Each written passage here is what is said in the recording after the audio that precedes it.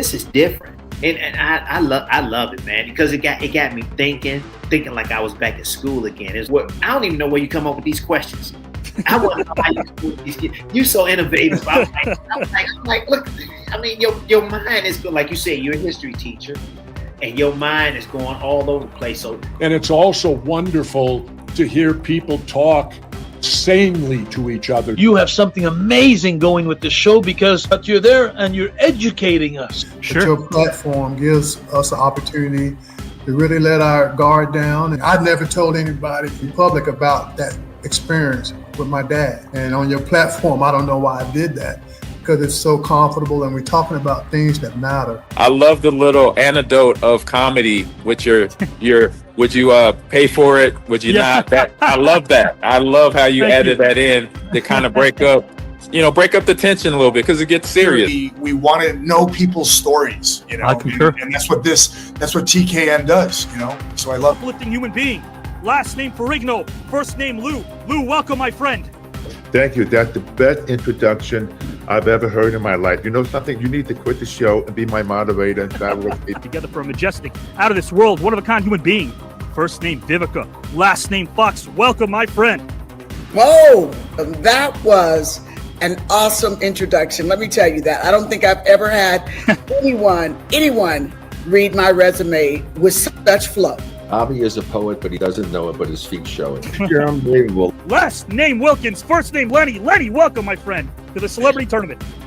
Well, thank you for having me, and I'm excited about it. I'm looking forward to this. It should be fun. Last name Murphy, first name Calvin. Calvin, welcome to the tournament, my friend. Damn! You said it just like I wrote it. But these rhymes are going to wind down as I've reached the home stretch, the one and only Tretch. I appreciate a lot of these rappers out there. You gave me good eargasm tonight, man. I love your voice. I love the things that you talk about. Well, you're the best I've seen. You're the Michael Jordan or LeBron James, whoever you want to make the GOAT. This is why your audiences love you. This is why you continue to great guests, and great guests beget great guests. I just want to do this again and again. I feel like I've made friends. And again, I've taken the competition part of it out because I've just enjoyed talking to you guys tonight. Oh man, most definitely. This is, I think my top. I mean, the intro you gave me, I gotta get to. I like. You deserve it because if you don't heal from what hurts you, you'll bleed on people that never even cut you to begin with. It had nothing to do with your pain. All right. So tell him. You guys are bringing the best out of me. I mean, yes, pain is inevitable. I mean, there's a reason we have these sensors in our body. I mean, they're warning signs. In other words, something hurts. Obviously, something is amiss. But she would sit at the kitchen table looking out the window for quite a period of time while the food was getting prepared. And I wish I had took that time to sit down with her and ask her questions about her being a child, along with my aunts, my uncles, so I could not only be a blessing to her and know more and sympathize and love her more as a mother, but also to know more about myself and my sisters and understand where we've come from. This thing has drawn me out of myself and thereby drawn me into myself.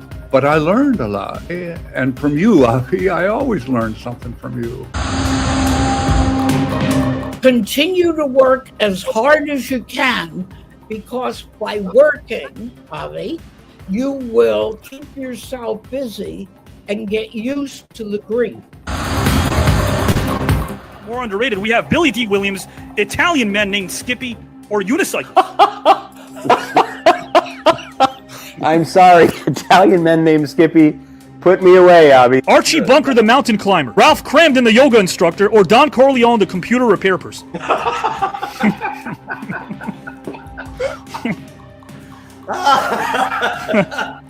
It's clearly an issue with the hard drive. I'm going to go Don Corleone. Here, the reason I'm going for Christmas is because it does create those amazing memories that I've and Sarge, I know you've been there too, because I've seen you at so many different great events for muscular dystrophy association. You compete with yourself. So Joe Reed, especially working with him, taking pictures in the magazine, helping me to shape my body and educate my mind.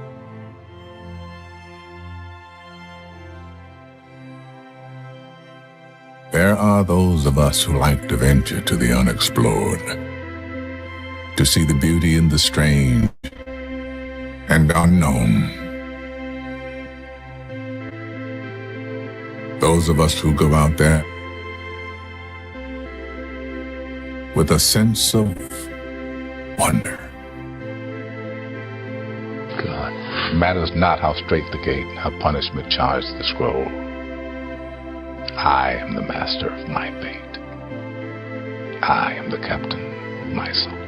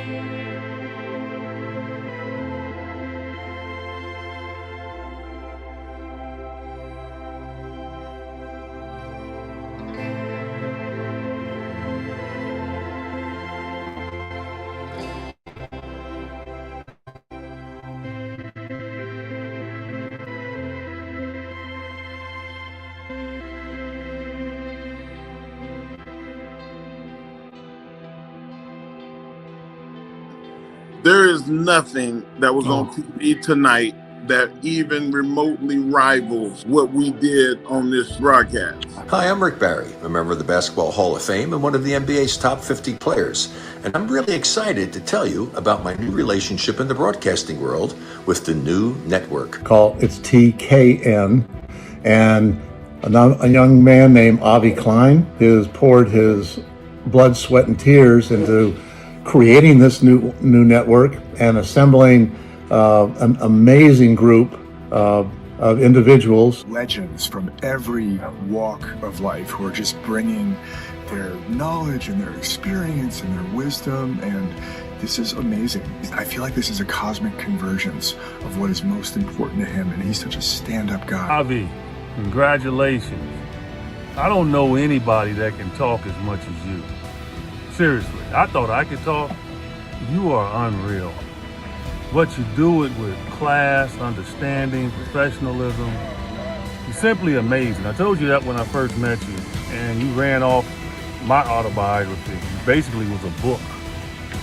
It was simply fantastic. And to think that you do that every show. It's very respectful, and he really connects with the artists and his audiences, and I felt like this guy's on to something, and I'm proud to be a part of this with him. And I really thank your support. I lost my father, and you were the first person to support me and all that, and I thank you so much for that. The greatest wealth is when you can share it with someone. You can share your victories, you can share your failure, you can express your deepest feelings, but the greatest wealth is to be able to say that I have a friend, and I feel an unbelievable level of wealth, and a lot of that is because I have somebody like you. Are you here to win the whole darn tournament? I don't play, I just win. Robert, would you like to win this entire tournament?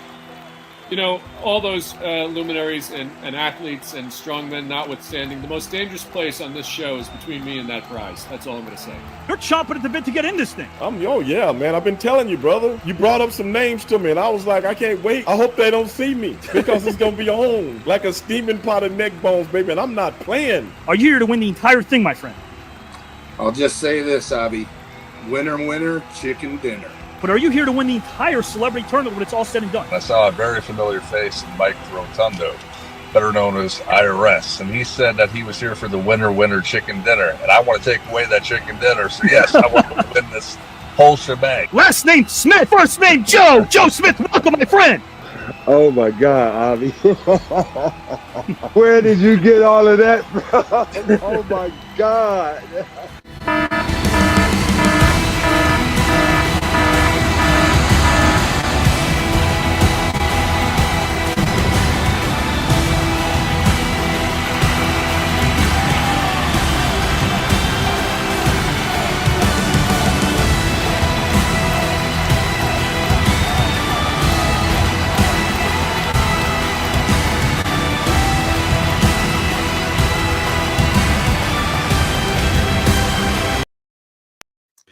Guys and gals and pals, welcome again. It is Saturday night, and you guys know where you are. Industrial-sized air conditioners at your favorite B&B in Alaska would be right or obsolete after witnessing that intro because we're all fired up. That much is a fact. You've all experienced luminary after luminary enter this virtual arena. Indeed, this place is quite stacked. I dubbed this vision of mine edutainment because I place emphasis on edutainment and education because on this station, we celebrate those that are passionate about their vocation, and this format is anything but the same old, so I thank you for embracing the innovation and expressing your constant elation when taking in the most star-studded tournament of them all, a place where competitors convey their level of admiration while we marvel at the information, passion, and perspiration when observing this wide array of talent that make up the population of strong-minded thinkers that enlighten us, which is why I subscribe to Conversation, because listening and applying is how we get to our destination. We're all so much closer than we are apart, despite the media trying to drive us apart, which is why this show offers a demonstration of what's right about us as a society. So for the new viewers out there who have a fascination, sit back and enjoy as I put a cap on this verbal dissertation. Let's sit back and realize what we've witnessed here in this tournament, oh so grand, where 145 Hall of Famers and Hollywood Award winners and nominees own this land as we discover and rediscover our humanity through open dialogue and expand. So be prepared to give a hand to participants that are about to work their sweat gland, all the while our attention they command. It's my honor to present these wonderful men and women who don't see themselves as merely a luminary. So it's a pleasure telling their life story biographically while condensing it with rhymes and a melody. Unity is the real prize. So with that, let's all rise and reprise our roles as educational voyeurs that never chastise or agonize, but rather we revel in our beautiful reality without needing a disguise. Because here on this network, we're allergic to lies. Even the bard Mr. Shakespeare once said, "It's not in the stars to hold our destiny, but it's in ourselves." So if you love something, don't hate others that do, because doing is the sweet nectar that's most rewarding. Take a moment to breathe, admire your desire to aspire, because if you don't, life will be but a blur. Of this I'm sure, so never hate the flower for starting out as a seed. Long distance running is essential. It's not a stampede, so don't run anyone over on your way to the top. Focus on you and never forget to cheerlead, root for your loved ones, and lift people up. Guys and gals and pals, this isn't a podcast. It's an event. I'm not a podcaster. I'm not an interviewer. I'm a conversationalist. This is a place where we have a living room style conversation, which is why TKN is edutainment personified. We have philosophical fun in a place where strangers leave as friends. It's a sport of the mind. It's a free per-view event because you guys don't pay anything. You're 3 million strong, so thank you for doing what you're doing. Thanks to our sponsor. And guys and gals and pals, we have a strong ethical foundation. Let's bring in our first participant right now, guys and gals and pals. Our first participant is a part of Indiana's first family of hoops, a basketball family with plenty of heart and knowledge. His mom met his dad, Eric Sr., at Liberty University, where they both attended college. Eric Sr. played basketball there from 81 to 84 in the same conference as Jerome Kersey and Charles Oakley. Years before his son, our guest, became one of the best recruits in history. It makes perfect sense, guys and gals and pals, because check out his pedigree. Eric Sr. finished second by one vote for conference MVP to the aforementioned Jerome Kersey. We must always look back at his history because it tells quite the story. His mom, Denise, grew up in the Bahamas, one of 6 brothers and sisters, before she embarked on her own journey. A lot of churches in Nassau thought Liberty was a good place to send kids if you wanted to send them out to the country for higher education. She was a steady rock in her children's progress while witnessing Eric Jr.'s elevation. Eric Sr. coached his son from 3rd grade through 7th grade in many a summer leagues before he and his buddies played above the rim. Junior went to West Lane Middle School like his dad, and if you were in the area, perhaps on a whim, you'd run into Greg Oden, Mike Conley, Bill Walker, Derrick Rose, and O.J. Mayo doing their thing in the gym.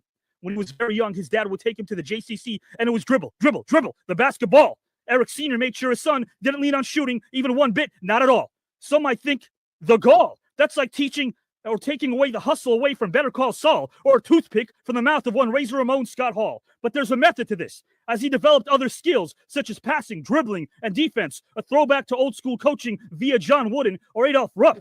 In fact, the only offensive weapon that he focused on early was a layup. He gained a fearlessness and also a ferociousness along the way. And playing in AAU in high school, he played a complete game as a combo guard. He'd leave you dizzy and wonky with plenty of drool. He led North Central to a state title and won the Indy Star Mr. Basketball Award in 2007. The recruiters came out in droves, as they most certainly knew that landing this phenom would mean they'd be in basketball heaven, like fans waking up to a son named Devin. If you couldn't land him, you might wind up losing it like Mom in Home Alone screaming Kevin. He signed on with Indiana in October of 2006, partially because he wanted his parents and family to attend every game. Yet despite the name, the fame, and the acclaim, his down-to-earth nature remained the same. In his lone season at IU in 2007-2008, he averaged 21 points, and he led the Big Ten in scoring and earned first-team all-conference honors. Soon, he'd do the same in the NBA or primetime like a Goodman named John, starring in ABC's The Connors. He was taken 7th overall by the LA Clippers, as they had it made, because all one has to do is listen to this, his many an accolade. This current Philadelphia 76er won a gold medal with Team USA at the 2010 FIBA World Championship. He was the NBA Sixth Man of the Year in 2017. He was the three-point champion in 2017. He was part of the NBA All-Rookie second team in 2009. He was a first-team All-Big Ten in 2008. He was the Big Ten Freshman of the Year in 2008. He was a McDonald's All-American in 2007. He was first-team Parade All-American in 2007. He won the LA Sports Award for 2010 Greatest Moments. He was the Gatorade National Male Athlete of the Year in 2007. He was a Jordan Brand All-American in 2007. Guys, this resume keeps going. That's how accomplished he is. I need a drink. He won Indiana Mr. Basketball in 2007. And now this current NBA legend is here to win the TKN Celebrity Tournament, a positive tournament where we learn from one another. Like an Arnold, guys and gals, in an action flick. As I finish rocking this stick, I welcome a man that is graceful on the court and oh so slick with many a trick. You can't keep up with him because lightning quick. So grab a snack, perhaps some chips or dips, or maybe a Brett stick as I welcome in an absolute force, a humble, kind, talented human being. Last name Gordon, first name Eric. Welcome to the Celebrity Tournament, my friend. Oh, you deserve it, man. Absolutely. Man, those accolades, I could have kept going. I could have kept going and going because you are very accomplished. But the thing that strikes me most about you is your attention to detail, your ability to know where you came from, how you prioritize family and the things that matter, how you never forget those that were with you in your journey. That screams. When I the writer in me, that screams, it pops. You definitely do care about people. And you strike me as someone, Eric, who's more accepting of the fact that when people tell you that you meant something to them, that's probably than any personal accolade. Yeah, I agree with you. Eric, this is quite the tournament over here. You know, we got 15 grand. We've got a great national sponsor in Progresso, great studio involved. Amazon Prime's trying to pick this thing up. 145 Hall of Famers and Oscar winners and Grammy winners. They're all in this thing. You, my friend, could win it all. 15 grand, 5-day trip to Greece goes to the winner. Are you here to win the entire celebrity tournament, Eric? That's the goal. The goal is to win. I love that. I love that. Eric, I'm going to put you backstage in a moment, but really quickly, man, I got to tell you this again. Greg Oden's in this tournament. He's excited that you're in it as well. Indiana roots, man. What is it about that Indiana crew? Let our audience know. Why are you such a tight-knit crew? Well, you know, Indiana's a basketball state. We all, you know, like you said, along our journeys, we're all going to, play against each other or be teammates along the way. Me and Greg Oden, I've known him since we were probably 8 years old. And, sure. And, we finally got our chance in high school to be teammates. So, and it's good to see his journey, and there's many more. And so we just, you're, like I said, you're going to always have a good, your journeys are always going to be aligned at some point. Yeah, I think it's interweaved. I think he's calling you now just to give you some heads up. He's in the tournament. You already experienced round one. He might be giving you some advice right now, Greg Oden. Guys and gals, this is the great Eric Gordon, a great human being, which is what I love about him. Getting to know him, he's definitely someone who is humble and, of course, very, very real. I'm going to put you backstage and bring you right back, my friend. No problem. Mr. Eric Gordon, guys and gals, let's bring in our second participant. I grew up watching this individual, and I think, the screenwriter in me that paid his dues to get to where I am right now would not have done it without being able to turn to something like basketball. And he was one of the first people that I watched that showed me that there's more to a story than meets the eye. Guys and gals and pals, how do I get the message out regarding the next talent? Telegram, tell your fam. When they tune in, bam, when they tell you like Uncle Sam that this human being is recognized from here to Birmingham, all one has to do is look outside as his presence on the court can cause a traffic jam. After he delivered his first jam, he's ahead of his time, specifically right behind his dope rhyme, because he excels, always including the clock when it hits prime time, and that's because he's Optimus Prime material. His heart and soul remain eternal warriors as he ate his opponents like cereal. Guys and gals, he reminds others that it's their time to shine, as he can redefine the crystalline, biological implanted in your mind, because in this life you won't find purpose or progress if all you do is remind moments that belong to you. In a bygone era, the present is a gift, like a Martha's Vineyard fish that's filleted, or attempting to serenade a loved one that accepts your heart without the need of a barricade. Growing up, watching our next participant, guys, was a treat. His body of work speaks for itself. He grew up in Fort Lauderdale, Florida. Whenever he'd visit family there, he'd be drawn back to the little places that helped redefine his life. The support system around him were filled with incredible human beings that eliminated the potential chance of any strife. We thank his father, Mitch, for his service as he fought in the Vietnam War. Aunt Mary Humphrey helped teach him right from wrong years before he took the floor and showed the world that he knew how to score. Godfather Robert Miles helped shape him to become the man that he is today. These life lessons help mold us and can even propel us to new heights when ready to go out and play. His grandma, Emma Thomas, was an absolute inspiration in his life. Let us bow our heads to the elders that gave us pearls of wisdom, you heard? And hey, you can't go wrong with the fact that our favorite player of all time was the one and only Larry Bird. His mom, Ernell. She wore so many hats and provided him with so much love as a parent, confidant, and someone this Rock could lean on all the time. Years later, Rod Higgins would dub him the Rock because bodies would bounce off him, laid out like a scene in a crime. He loved football as a kid, as his hero was Tony Dorsett. That's a guy that you couldn't bet against unless you had an infatuation with being in debt. 55th Avenue in Lauderhill. The Broward Parks. He played basketball on summer nights before it was time to eat some din-din, often playing with his friends, 4'9", and future NFL Hall of Famer Michael Irvin. They would challenge anyone to play for money, food, drinks. They played for everything. This man had drive and a purpose to win, even before 2002, when he won a championship ring.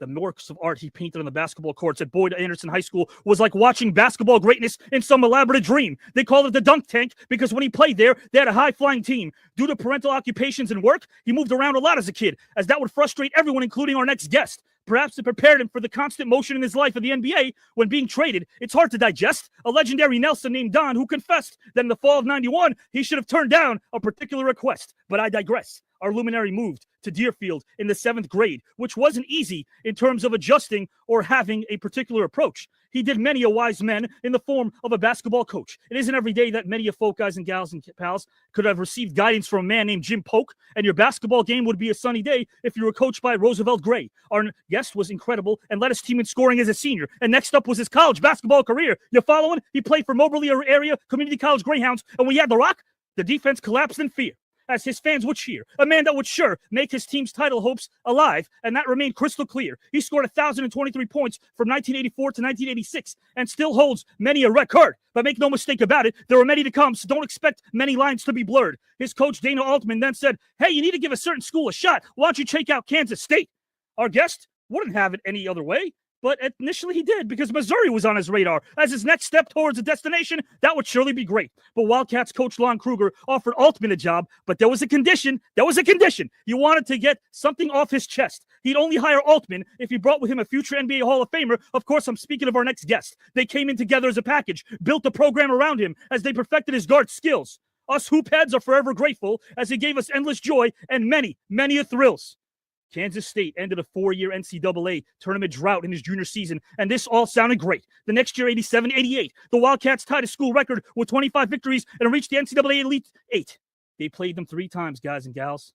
They played Kansas, and they thought they were done with those guys. But be it as it may, this man's greatness was undeniable. All one had to do was use their eyes to realize that drafting him would net them the biggest prize. And that's exactly what happened as Golden State drafted him in June of 1988. And he went on to win NBA Rookie of the Year. To all of those that attempted to stop him on the court, you're not alone when you're wiping your tear, because his game would be sure to knock you on your rear. In the era of the neon colors and high-top fade, it's my honor to bring up this man's many an accolade. First off, the great one himself, Michael Jordan, said he was the greatest player he has ever played against, bar none. That was from a man that was an assassin on the court, as ultimate victory was his pursuit. Nothing could be quite as fun. This man was a 6-time NBA All-Star, guys and gals and pals, from 1993 to 1998. He won the NBA All-Star MVP in 1995 as he continued to thrive. He was the NBA Rookie of the Year in 1989. He was a member of the All-NBA second team in 94, 95, and 97. He was a member of the All-NBA third team in 96 and 98. He revolutionized basketball as one-third of the legendary and iconic Run Team T alongside Chris Mullin and our very own Tim Hardaway Sr. He led the Sacramento Kings to their first playoff berth in a decade in 96. He's an NBA champion as he won a ring with the Lakers in 2002. His number 2 jersey's retired by the Kings. He averaged a whopping and unheard of 21 points, 4 rebounds, 3.5 assists in 976 regular season games. He was inducted into the Naismith Memorial Basketball Hall of Fame in 2014. He won a gold medal at the 96 Olympics. You won a bronze medal at the 88 Olympics. Thanks, the bonus. You won a silver medal at the 1987, guys and gals. He's just one of 10 players in NBA history to average over 21 points a game in each of his first 10 seasons. But there are many reasons why this man's body of work is second to none, as he's a member of basketball royalty, a man that made team owners and execs oh so rich. Trying to lock him down was futile, as you'd probably develop a twitch, or have a doctor insert many a stitch, or freeze up like a video game glitch. He'd blow by you with his unlimited speed and quickness, and there you'd be standing in shock like a hitchhiker chilling in a ditch. I can tell you guys and gals and pals want to see him now. I can see you all itch. So please give it up for one of the all-time greats. A classy, kind, intelligent, talented human being. Last name Richmond, first name Mitch. Welcome to the Celebrity Tournament, my friend. Hey, thanks for having me, man. I appreciate it. That was awesome. That was awesome. I'm ready to go now. I'm ready to go. You pumped me up. I love that, That's man. cool. Hey, listen, man, you deserve it because, like I said, I'm going to bring Eric in right now. Right. You know, we travel in the same circles, and a lot of people that do what you guys do, me in the film world, the fans don't understand that being under the microscope is no different than any other person who has to change because social media tells them to, because people feel propelled now to be pressured to be someone they're not. You guys have to deal with being celebrities every single day, and you do it so well, with class, with dignity, and I love that. You guys are the epitome of why I do this tournament, because pretty soon we're going to get to know Mitch Richmond, the human being, Eric Gordon, the human being, who are basketball players. They happen to be basketball players with a great resume, but there's so much more to them, guys and gals and pals. It's what they do off the camera for others that you don't know about, but we give it up because they do that consistently. So, that being said, I'm going to zip the old lip in about 2 seconds. I'll introduce the topic, and I'm going to have Mitch tackle the topic first. Eric can tackle the topic second. Of course, it's a very detail-oriented topic, so I'm going to read this out. Guys, this is fun. We're going to have a lot of fun over here. The old history teacher nerd in me wants to have some fun. In this topic, you know, Mitch, it's called History Plays for the Future. Wow. In this scenario, the moon. We're going to be on the moon one day, and it's going to be hosting an inaugural event that you're a part of in this scenario. It's called the Battle of the Centuries. You're going to select deceased historical figures to compete in this event. A chess game will be held. There'll be a 3-on-3 basketball game. And finally, this event will close out with a concert performed by a musician or a band. Now, your team has made it to the finals. The other team selected a historical figure to play chess against one of your historical figures. They've chosen Isaac Newton to play chess, but they've also chosen their deceased players for the 3-on-3 game. They got Will Chamberlain as their 5. They got Pistol Pete as their 1, and they got Kobe as their 2. Their coach is the late, great Chuck Daly. They selected Marvin Gaye as their musician to close out this event with a concert. Marvin Gaye, for the young fans out there, watch the 83 All-Star game. Greatest opening 10 All-Star game. That man was incredible. Now, Mitch, which deceased historical figures do you select as your chess player? Just one that you think has the mind to really rock this thing of chess. Which 3 deceased basketball players do you select for the 3-on-3 challenge and why? Which late coach do you select and why? And finally, which musician or band do you select to close out this event and why? Please take all the time in the world that you need, my friend. The floor is yours. Can be from any sport or anything, right? Absolutely. Could be politics, history, sports, anything. Okay. I'm going to say this guy was born in 1942 from Louisville, Kentucky. One of our best athletes and a guy that we followed and, truly been a pioneer of our community and our culture. I'm going to say Muhammad Ali. Muhammad Ali has done so many things and so many great things. He was unapologetic. Whatever room he went into, you knew his presence. He wasn't scared or anything to speak his mind. And so, being able to, or not being able to, but not being, really didn't want to go to fight in the Vietnam War. He put his mind, his body, his soul on the line and said that, hey, I will go and sit down and go to prison for a while because I don't believe in fighting someone that have never done anything for me. So he was a pioneer for me. So I would say he would be my chess player, Muhammad Ali. That's a great choice. That's a great choice. Yeah. And guys, before Mitch Richmond continues, I love that you picked that. You know what I loved about Muhammad Ali too? Like, you know what stinks today? And maybe you guys can concur on this. Eric and Mitch, you guys can jump in if you want to. Right. I think it's weird that the celebrity athlete, there's a double standard that society doesn't really understand. On one hand, they tell the players of today in any sport, all you guys care about is counting your money and running to the bank. But wait a minute. When a player steps up for social reasons and does something to better their community and has a stance about a particular topic, we shun them for that?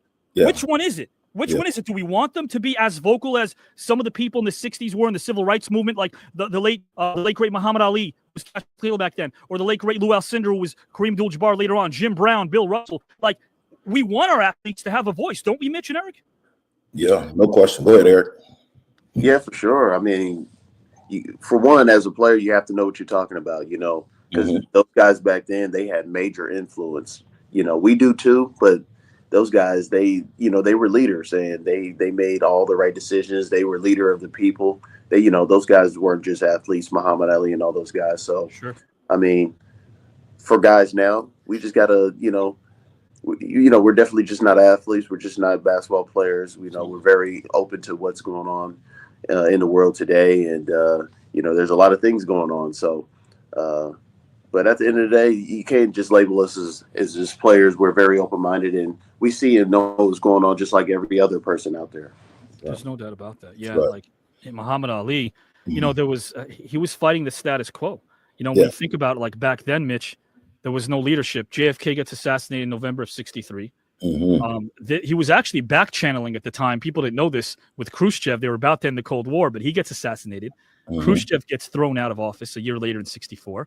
And then we have no leadership because LBJ doesn't want to run again. He gets the memo to double down by sending more troops to Vietnam. And then after LBJ, we get Richard Nixon with the ultimate comeback, a guy who in 1968, of course, showed us his true colors later on via Watergate. After that, Gerald Ford is a placeholder, a guy who was part of that farce of a Warren Commission regarding Kennedy. And then enter a peanut farmer named Jimmy Carter, one of our own. How long does he last? 4 years? That goes to show that the powers that be don't want anybody like you and me. They want a true-blooded politician who could distract us from the real truth. And Muhammad Ali saw that. He called them out for that. He was very vocal about that. And you know what's great? It's great that he was celebrated before he passed away. I hate it when legends get celebrated before they know how much they impacted people, Mitch. Yeah, no question about it, man. He was he was global, man. He was resistant. He was he had courage. He had integrity. He knew how to speak. He knew how to go in any room and really kind of capture the room. Sure. And I had an opportunity to meet him before he passed away. Oh. I'm glad that I had that opportunity because he was one of our heroes, and definitely in the hood of where I came from. Right. My father loved him. My family loved him because he spoke his mind and he spoke his piece. So definitely he's a great guy. A great person to pick, guys and gals. Very calculated chess player, of course. Mitch, my friend, I will give you the floor. I know that there's a few other categories in this topic. Whenever you're ready, good sir. Okay, what's the next one? Let's go. I think we're gonna have a lot of fun now with the 3-on-3. Who do you got to play against Wilt, Pistol Pete, and Kobe? Man, and someone that has deceased. Deceased, but if you only have players that aren't, that's okay too. It's up to you. It's up to Well, you know what? I'm going to go with a guy. We had so many great players that played this game. I'm going to go with a guy that I really looked up to, and I thought he would have been a fabulous NBA player. He was going to join the Boston Celtics. He never got an opportunity. He passed away on draft day. I'm going to say Len Bias. Len Bias was one of our great heroes in college. We looked up to. We thought that he was going to be something special. He was Michael Jordan before Michael Jordan. He had done some wonderful things. Is that okay to get somebody that what I mean? Absolutely. University of Maryland. This guy he was a pro before he was a pro. He was a pro before he was a pro. No question about it. So I'm going to say Len Bias because I think he would have really kind of took the game to another level. He not only can score, he could defend, he can rebound, he can run. He had the jumping ability to really just captivate anybody. No one could stop his jump shot from the baseline. So I'm going to say Len Bias is one. So we got three more, you're saying? Just two more. Two more. Okay. Yes, man. I'm assuming is Len going to be your 3 or your 4? Len is going to be my 3. So I need a point guard and a center, right? I'm thinking who guards Wilt? Oh man. Well, I'm gonna say, well, who's gonna guard Wilt? I'm gonna say I'm gonna go Bill Russell. Nice. You know, I'm gonna go Bill Russell. Bill Russell would be my guy that won so many championships, 11 championships. He went up against Wilt. Wilt, really had his way at some point in time with him, but his teams always won and beat Wilt. So I'm gonna say Bill Russell would be my guy. It's a great pick. And when some of the younger fans, not to make this generational, but when some of them talk about, oh, it was so simpler back then. Well, how about this? Because there were fewer teams back then, that means that Wilt Chamberlain and Bill Russell had to face each other 25 times in the regular season. You wake up in April, March, February, I'm going backwards, and you look at the calendar, you go, I got Chamberlain again? Right. Again? Right. Jeez Louise, that's tough. Yeah, that was tough to deal with. He was a fascinating guy. So, man, who am I going to go at the point guard who has passed away? Man, Interesting. Point guard. We got some available players here. I'm going to You know what? I'm gonna go with the late great Jerry West. I knew you were going. Jerry West, who I was a big fan of. If anybody knew Jerry West, boy, he was tough to negotiate with. I worked with the Golden State Warriors as a special assistant to Chris Mullin when he was a GM, and to be on some of those calls when Jerry West is trying to get a deal done. He calls you every name up under the sun. You know what I mean? And then when he sees you, say, "Hey, how you doing? Nice to see you." It's great. You know what I mean? He has short-term memory, no question about it. But he was one of the great guys. Mitch, what you're saying too is, correct me if I'm wrong. Yes. He was also a competitor behind the scenes after he retired.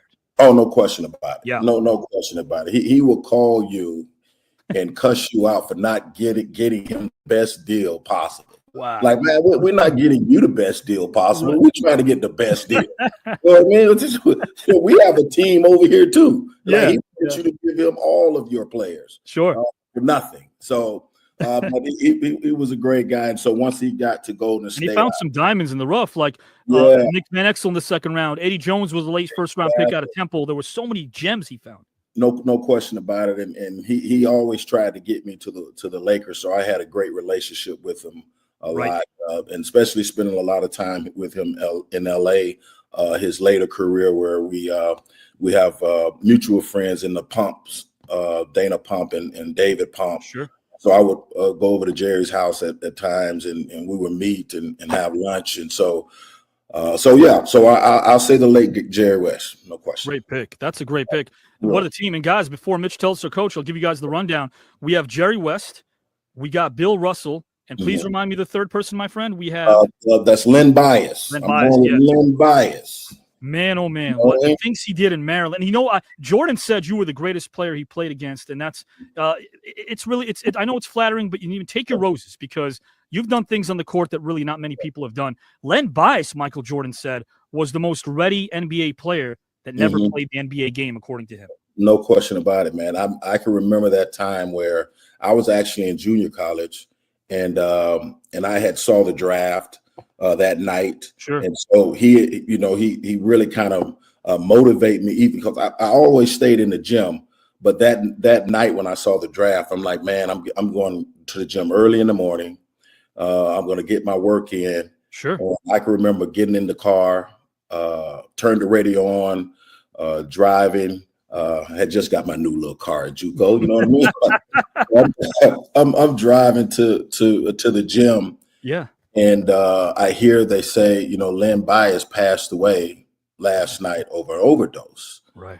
And I couldn't take it, man. I can remember pulling over to the side of the road. I'm like, man, this can't be true. No way. You know what I mean? He had one of the beautifulest night, with his family and his mom there, and being able to, and we all didn't understand how Boston got that draft pick. They just won the championship. They had just won the championship, and now they're getting ready to get Len Bias. It was no one was going to be able to touch that team. Bert said he might have extended his career by about no question about it. No question about it. And so to hear that, man, I can remember pulling over to the side of the road and just crying like a baby. Of course. It was just so sad, and I just felt for his family, felt for his mom.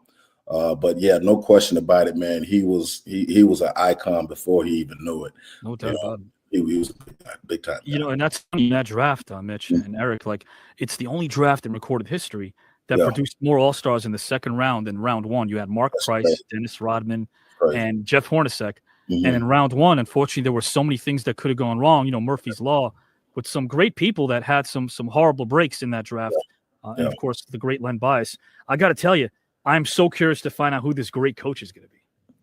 Man, that's a good question. I mean, I got so many, good ones, but one of the guys that really inspired me, really took me under his wing.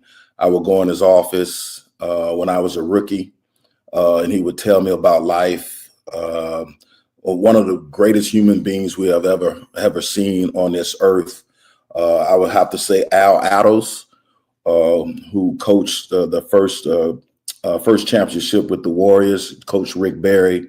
But Al Ados was an inspiration to me. His wife actually went to school with my mother. I didn't know that until I got to Golden State. So she was from Fort Lauderdale, Florida. They went to Dillard High School together, and he was a big motivator and big inspiration to me when I got to the Warriors. I can remember sitting in his office one day reading the paper, because he would always read the paper. And back in '88, I came across this article that said, cars are going to be $100,000 probably in a few years. And I'm like, ain't nobody paying $100,000 for no car. You know what I mean? And Al would say, you going to pay $100,000 for a car. I said, are you crazy?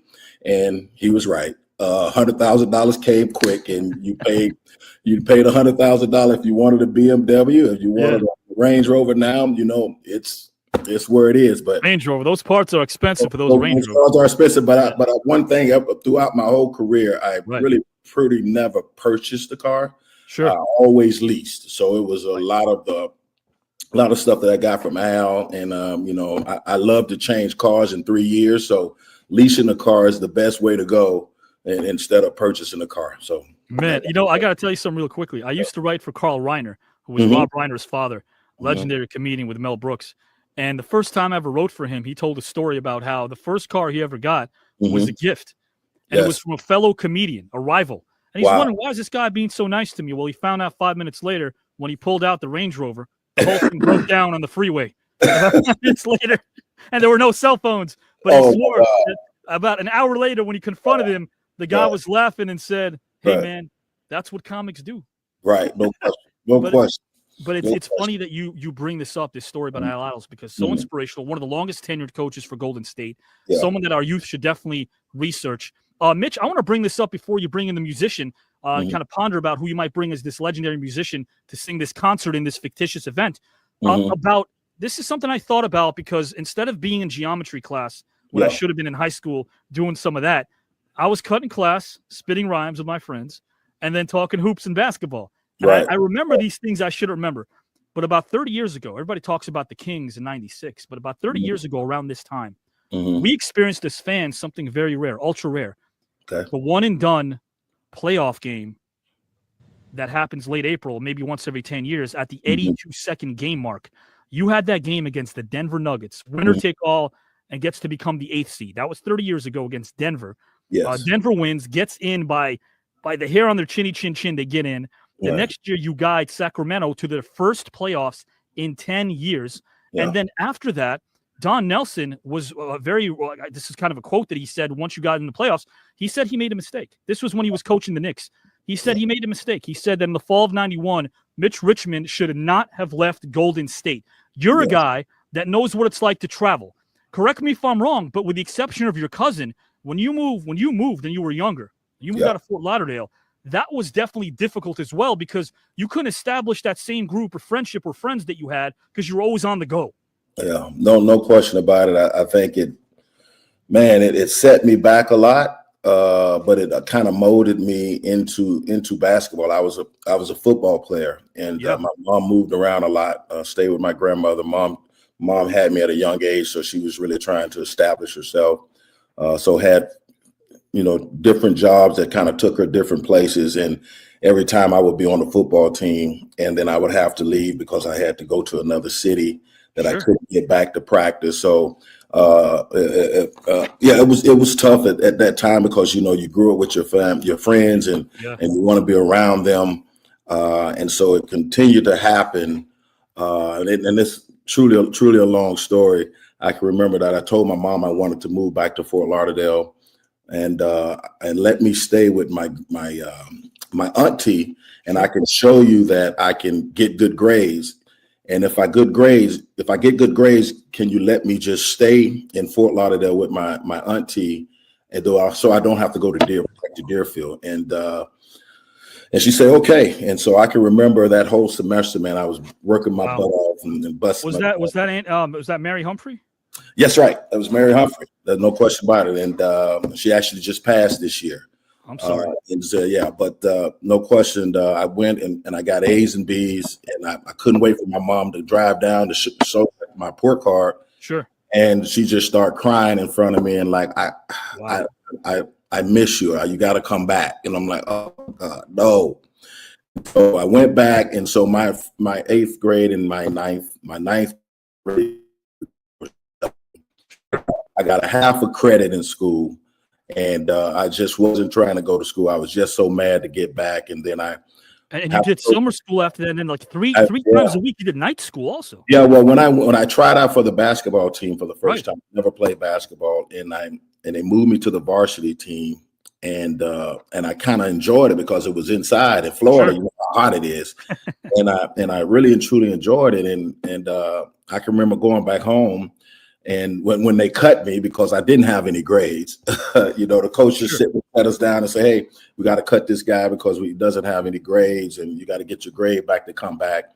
I remember telling my mom, listen, I really want to play basketball, and I want to go back to Fort Lauderdale, and I'll show you that I can do the work, and I can do anything possible to get on the court. And so she moved back, but for me to be able to be eligible for the next year, I had to go to day school. I had to go to night school. I had to go to vocational school. I had to do all of that in that one summer, and then had to do the 6-period summer school. So I did that all my 3 years in high school just to be able to catch up. And so I think that really kind of dedicated me. As I found something that I love, and she stayed put, and I was able to really kind of capture. And the crazy thing, I went back to the school that I left. I never knew that these guys went to that high school, but when I was in the 5th, 6th, 7th grade, all those kids was at that school. So I recaptured all of the friendships and all of that, and so it was history. That's pretty cool, man. Yeah, and reconnected with them again. And for all our younger viewers out there, just to let you know, these are some of the obstacles that you don't hear about. But Eric Gordon and Mitch Richmond, it's the work that you don't see. It's the consistent work. That's what they do. They roll up their sleeves, and they're so dedicated to their craft. I mean, Mitch Richmond, if I'm not mistaken, we're talking about some of your first coaching from Jim Polk and Roosevelt Gray. I mean, there was a time where you were a 6'5" center on those Boyd Anderson teams. So yeah, no question. I wasn't scared, so I had no fears. It was just playing football and really kind of being an individual. You had to really kind of come out of the woodworks of it's all about you. So once I got to basketball, I just felt like it was not physical. Playing football. So I think the first part, I knew how to play hard. I knew how to play physical, and then all of the other things came after that. So that's really kind of propelled me. Football was the one thing that had but put no fear on me. I love that. And guys and gals and pals, have no fear as well, because right now we're going to find out which particular musician or a musical artist or band Mitch picks to close out this show on the moon. Who's going to close this thing out? There's so many. You know what I mean? I love Luther Vandross, Al Green, but I'm going to go back to the one guy that really kind of get the crowd going and exciting. I'm going to say Michael Jackson. You know what I mean? I'm going to say I want Michael Jackson to close out the show. You know what I mean? That's it. I love it. I love it. And I mean, think about that. It's so easy to pick someone like Michael Jackson when you can't pick which song he'd close out with. That's a challenge. Exactly. That's right. No question. Mitch, is there a go-to Michael Jackson song for you?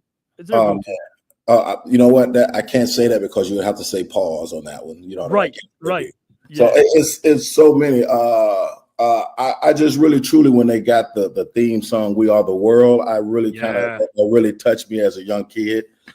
Just seeing all of the musicians get together and really kind of say that word. But I love some Michael Jackson songs, but I'm a big Luther guy, so it was hard for me not to pick Luther Vandross at there. You know what I mean? That's a tough one, man. But I got to tell you, this is one hell of a inaugural event at the Moon, because we got a great game, a chess game. We got a great concert. Guys, Mitch Richmond told us a story, is what he did. He illustrated. He had a blank canvas. He painted on it. And now we know what this event would look like. Eric is going to do the same right now, guys. I'm not going to even have to read the whole thing. Yeah, before you start with Eric, I just want to say that I'm a big fan of Eric's. That's awesome. How he really kind of handled himself. He gets the job done. Not a lot of fanfare. He's not showing anybody up. He just gets the work done, and he's a great guy off the court. I had an opportunity to meet him a few years back. And when he was coming up in Indiana at the time, people always kind of put our games together and said that we kind of played alike when he was coming out. So I'm a big fan of Eric's, and I just wanted to say that before you started. And then absolutely, I think that's pretty cool, man. I definitely appreciate that. Yeah, getting to know both you guys. I mean, look, you guys are both extremely humble, extremely talented people. That I know you had such a strong parental influence, Eric, and I think that's so cool for the youngsters out there. Yeah. To know that, hey, we can lean on our parents. Eric Sr., of course, and your mom, the hardships that they went through, and of course, giving you the life that they did. As I mentioned in the intro, they met each other at Liberty University. They were both attending college. You guys essentially both attended kind of the same middle school as your dad. I thought that was neat. Your brothers, incredible basketball players as well. There's no doubt about that. Again, through the hard work and labor that you guys put in, that's a testament to where you are now. And guys, where are we going to be in the future when we're on the moon? I'll tell you what we're going to be. Mitch and myself, we're going to be sitting front row center with our popcorn, listening to Eric Gordon give us his take on who he's going to draft, guys and gals and pals, to be his historical figure as a chess player and why. His 3-on-3 basketball legends who are deceased, they're going to be taking on Will Chamberlain, Pistol Pete Maravich, and Kobe Bryant. His coach as well. And then, of course, who will he pick out to close out as a concert on the moon? Eric, my friend, the floor is yours. Okay, so which one should we start out with? Which one? I think the chess game. We'll warm them up with a chess game. Okay, so you want me to start out with a player? It could be any historical figure. It could be a player, not limited to historical. It could be anybody you want. Absolutely, someone from the past. Well, I'm gonna go with someone that's very similar to Muhammad Ali. I'm gonna go with a guy that recently passed, George Foreman. I'm gonna roll with him. Yes. Everybody knows George Foreman. Just a real competitor. I mean, he's like another guy that I would look up to outside of Muhammad Ali, that's been through a lot, and definitely one of the greatest fighters ever. And when I met him a few years ago, he just still a nice guy. I was like, I meet a lot of celebrities, but meet him because of the George Foreman grill. When you were a kid, that is almost like the first thing you think about whenever you trying to fix things for yourself, put hot dogs and burgers. That Foreman grill just stands out into my mind. So I always thought he was a special guy in all the commercials that he's done when growing up. So he's definitely I would say an idol of mine. That big time boxer, but also had the George Foreman grill. So a lot of good off the court too. So Eric, do you think that's also a good example of an athlete that reinvents themselves post career? Because I know a lot of people that saw George Foreman, the boxer, and then, of course, the entertainer, the entrepreneur. He gave a lot of hope to a lot of young athletes who wanted to become entrepreneurs post-career because he didn't lean on boxing all the time afterwards. Do you think that's something that kind of gave hope to a lot of athletes who were looking to do something once they retired? Yeah, for sure. I mean, you have to look forward because basketball, short-lived careers. Some guys play 5 years, some guys could play 15, and even if you play 15, you still got, 40, 50 more years of your life to live. So you definitely want to, take care of yourself and always have a business plan after. And speaking of which, there was a guy who passed away recently that doesn't make headlines, but he should. And I wish people knew how much inspiration and help he gave NBA players when they retired, and that's Junior Bridgman. Yes. What Mitch and Eric, what an entrepreneur he was, huh? Yes, yeah, he was. No, go ahead, Eric. Yeah, he was one of my good friends and one of my inspiration as well. Yeah, it was sad that happened. Junior has helped me so much and helped me a lot, and we became friends. I think probably about 15 years ago. Okay, kind of really truly stayed in touch, and no, that was a blow to us because it was so unexpected. I had just spoke with him probably about 2 weeks before. Sure. And so, yeah, that was a real blow, and we're still going through that pain, especially his family, and so a lot of his friends. So, yeah, that was tough. He was there, Eric and Mitch. He was there. I told Eric the story yesterday, actually. He was there when I used to teach history. I brought two people to speak to the classroom. One of them was a freedom writer that's still with us right now, Diane Nash, was one of the original freedom writers. And I was so embarrassed that when I introduced her to my assistant principal, I said, this is Diane Nash, someone who did so much for people that were fighting in a way that was inspirational back then, and it's still inspirational today. They stand against racism and bigotry. This is Diane Nash, a living legend. And my assistant principal just did one of these. Hi, and then blew her off and kind of walked out. And I said, I'm done. I'm really they won't let me teach the real history. I couldn't talk about the Buffalo Soldiers. I couldn't talk about Frederick Douglass. My assistant principal thought his last name was misspelled because I put 2 S's. It had 2 S's. That's how his name was spelled. So it's like our teachers today that's a scary thought. To actually think that our teachers are as unprepared as they are to not educate this generation of youngsters is pretty appalling. But it's also very appalling that when Junior Bridgman was introduced to my assistant principal, the first thing she said was, do you want to talk basketball? He goes, no, I want to talk life. I want to talk about life. And she kind of rolled her eyes. She goes, yeah, but I think you'll connect with our students more if you talk basketball. He goes, then you got the wrong person. Right. And I like that. He stood firm, and then he ended up talking life. And I guarantee you, if you muted that, if that was recorded and you muted it, just based on the body language and nonverbals of our students, you would think that they were in a rock concert because they love what he had to say. He was pumping them up and motivating them and giving them some great stuff. So, you never know where inspiration might come. It might come, hopefully, maybe through the show. I know it's going to come through Mitch Richmond and Eric Gordon. Guys, don't cheat yourself to get inspired because the clock is going to keep clocking. Time's going to keep timing. No question. We need to stop and just process everything. Eric Gordon, Mitch gave us such a great presentation. Eric, I love that choice with George Foreman. My friend, I guess now we can move on to the 3-on-3. Who plays against Pistol Pete, Kobe, and, of course, guys and gals and pals? Eric Gordon's going to give us his own 3 whenever you're ready, good sir. Okay, the first guard I'll take is the guy who drafted me with the Clippers, Elgin Baylor. Looking back, I thought he was a special player, special scorer. And when I got a chance for him to draft me, it was really good, meeting him and getting to know him. Yes, I like that. Great choice. Good pick.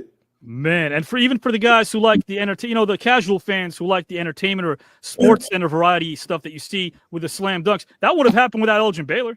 Yeah. Man, this was Mr. Hang Time. That was one season where he averaged 38 points a game against Chamberlain. People forget him, but Maurice Stokes, who was the first actual prototype power forward, Bill Russell, Bill Sharman. He averaged 38 points while still being in active service for the military. Yes. And doing military service over the weekend, and could still drop 40 points a game. That's incredible. That's a great pick. That's a great pick. Great pick. Yeah. 100%. Eric, so we got Elgin Baylor. Whenever you're ready for the next 2, my friend.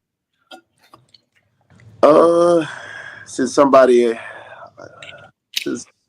Kobe has already been picked, I'm gonna go with the center. Someone I think is one of the greatest centers to ever play. Doesn't get enough talked about him. I think enough. I'm gonna go with a very nice guy, Moses Malone. Oh man, okay. A guy who can do it all. I think one of the best centers for sure to ever play, and a nice guy. I mean, very nice guy.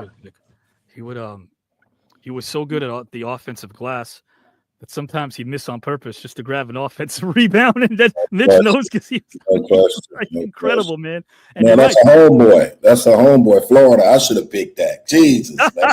That's a good pick. He's gonna be mad at me. I'm sorry, Moses. That quote that he had, he almost did it too. In '81, He says, "Man, we're gonna beat Boston. All I need to go is go back to St. Petersburg, Virginia, and bring 4 of my guys, and we can take on Boston." He took him to 6 games. Yeah. Moses, great guy. I was actually, I remember when he passed. It was a golf tournament. Rick Mahorn was there as well, and he was attending a golf tournament, and we found out that Moses died. He was he wasn't even 60 years old. He was born in 55. Yeah. And I think he died in 2014. So gone far too soon. Far too soon. He wasn't 60? I don't think he was even 60 yet. Whoa. No, he wasn't 60. He did play till he was age 40 in 95. He retired as a Spur. He came out of high school. That's right.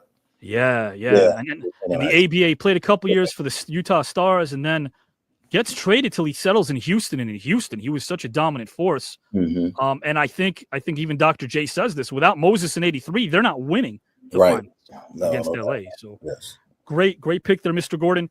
My friend, rounding out this team, who do you got whenever you're ready? I have to go with another guy I'm familiar with, so I'm going to go with a big forward. I'm going to go with Daryl Dawkins. You know, as a kid, you know, all the NBA street games. Yeah. That was always the number one guy that I was going to always choose, and I always loved this game. Chocolate Thunder guy who's always, you know, bringing the thunder, dunking on people, and he was a nice guy. I met him my rookie year when I was on the Clippers, so I'm definitely going to pick a guy that I'm familiar with. You playing bully ball, man? You playing bully ball, bro? Like, what you doing? You just bullying people? Wow. You know what I mean? That's right. Hey, you know about it too. You play bully ball too. Yeah, we have to have, and with those picks, we have to have 3 or 4 basketball goals waiting because Daryl Dawkins is going to bust them up, man. Man, Mitch, aren't you the guy that had people on the floor? They were bouncing off you trying to guard you, man. That's right. People on the floor. Man, I want our fans to vote, guys. You're going to vote on which team you'd rather see in the finals of this movie. Is it Mitch's team? Man. Is it Eric Gordon's team? That's got some good teams, but we're not done yet because now Eric Gordon is going to go to the philosophical mind of this team, the coach. Whenever you're ready, good sir. I would say I'm going to roll with one of the more disciplined coaches I think that's ever. I'm going to roll with Jerry Sloan. Whenever you win against his teams, you know they're going to compete. Didn't matter who's on the floor. He was a very competitive guy. Man, and when he played in Chicago, from what I hear, you did not want him guarding you. Jerry Sloan was like a pit bull. And Mitch, as a coach, he was like, and I mean this as a compliment, like a pit bull. He didn't take any crap. He would want to fight you. You know what I mean? When he was at Utah, he would want to fight you when you come off the court. If you said anything to him running by the bench, he was ready to go. You know there was a clip in the preseason. Yeah, that Utah team like really took on his energy and everything, like Stockton and Malone. Malone is people don't understand. Malone is one of he's a good guy off the court, but on the court, I hated his guy. I hated it, man. He would, oh man. So that was at least Mitch he could say, hey, love Carmelo on the court. They were competitors. Hey, Mitch got the last laugh because as a rookie in '89, guess who got swept? That's right. We got him. We got him. Yes, no question. The Warriors did that twice in 3 years. In '87 and '89, they did it to Utah.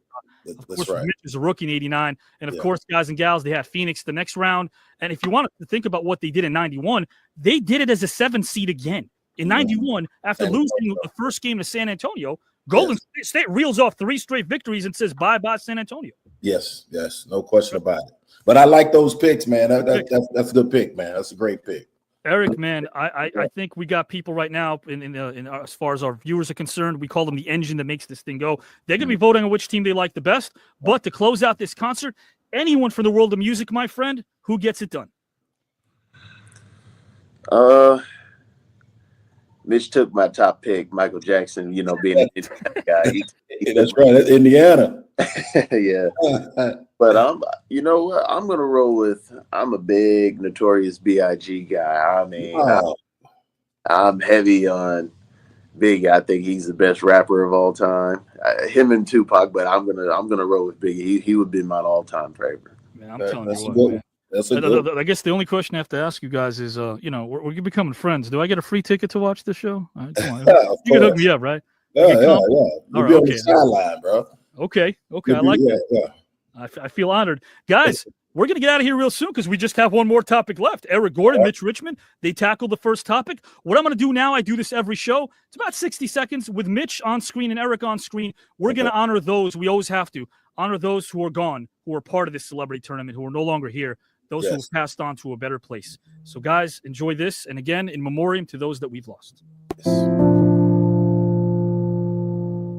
of options for Gallagher, more underrated than why. Sauerkraut, Henry Kissinger's deep, soothing voice, or dogs wearing sweaters? I like dogs wearing sweaters. Did you have fun? Yeah. I haven't done an interview in 20 years.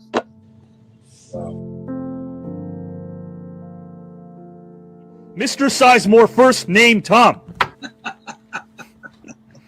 How are you, my friend? I could turn the volume lower if you'd like next time. If you'd like me to do that, Tom, I could do that. Wow, that was something else. I don't know what I can do now. Oh, please. That was terrific, man. Thank you, my friend. I appreciate that. And what, as charming as a guy that you are, man, and as honest as a guy as you are, and as down-to-earth as a guy as you are, you played a character that isn't so down-to-earth named Scrooge in college. You played Scrooge, and of course, I feel like a thespian should rely on their instinct. Do you feel like you rely on your instinct a lot as a storyteller as well? I mean, playing Scrooge at that young an age was, when I think about it now, I only way I was relying on my instincts. I could have done it the other way. More underrated than why. Italian men hippie, or sophisticated dinosaurs?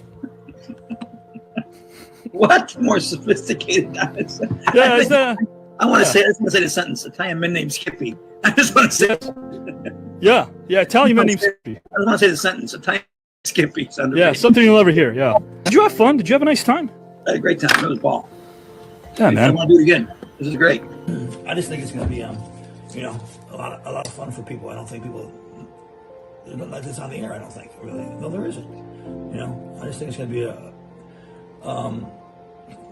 I'm very interested in how people respond to it, because I know it's going to be interesting and see if people tune in and stay tuned in, and I really hope they do. And I'm all yours, bro. Let's go out and make this work. All right, I'll talk to you soon. Okay, bye.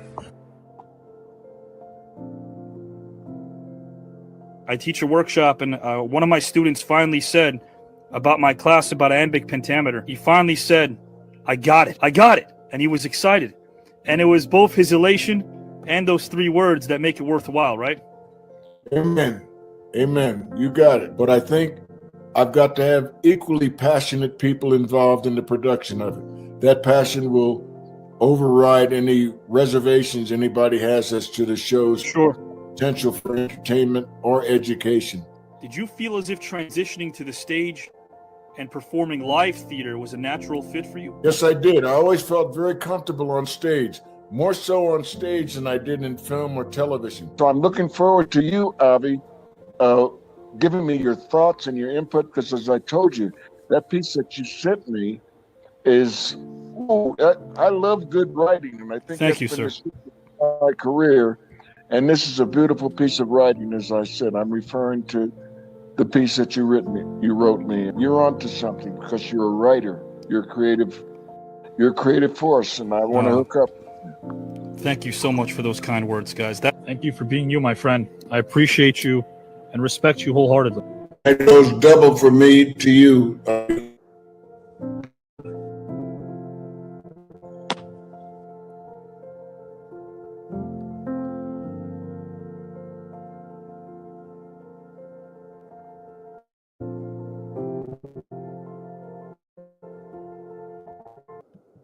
You guys would have liked my pop, man. He'd be having a ball. I know how this sounds, but sounds sappy. But I'd rather be sappy than cynical. But I know he's kind of here with us right now, enjoying the show anyway.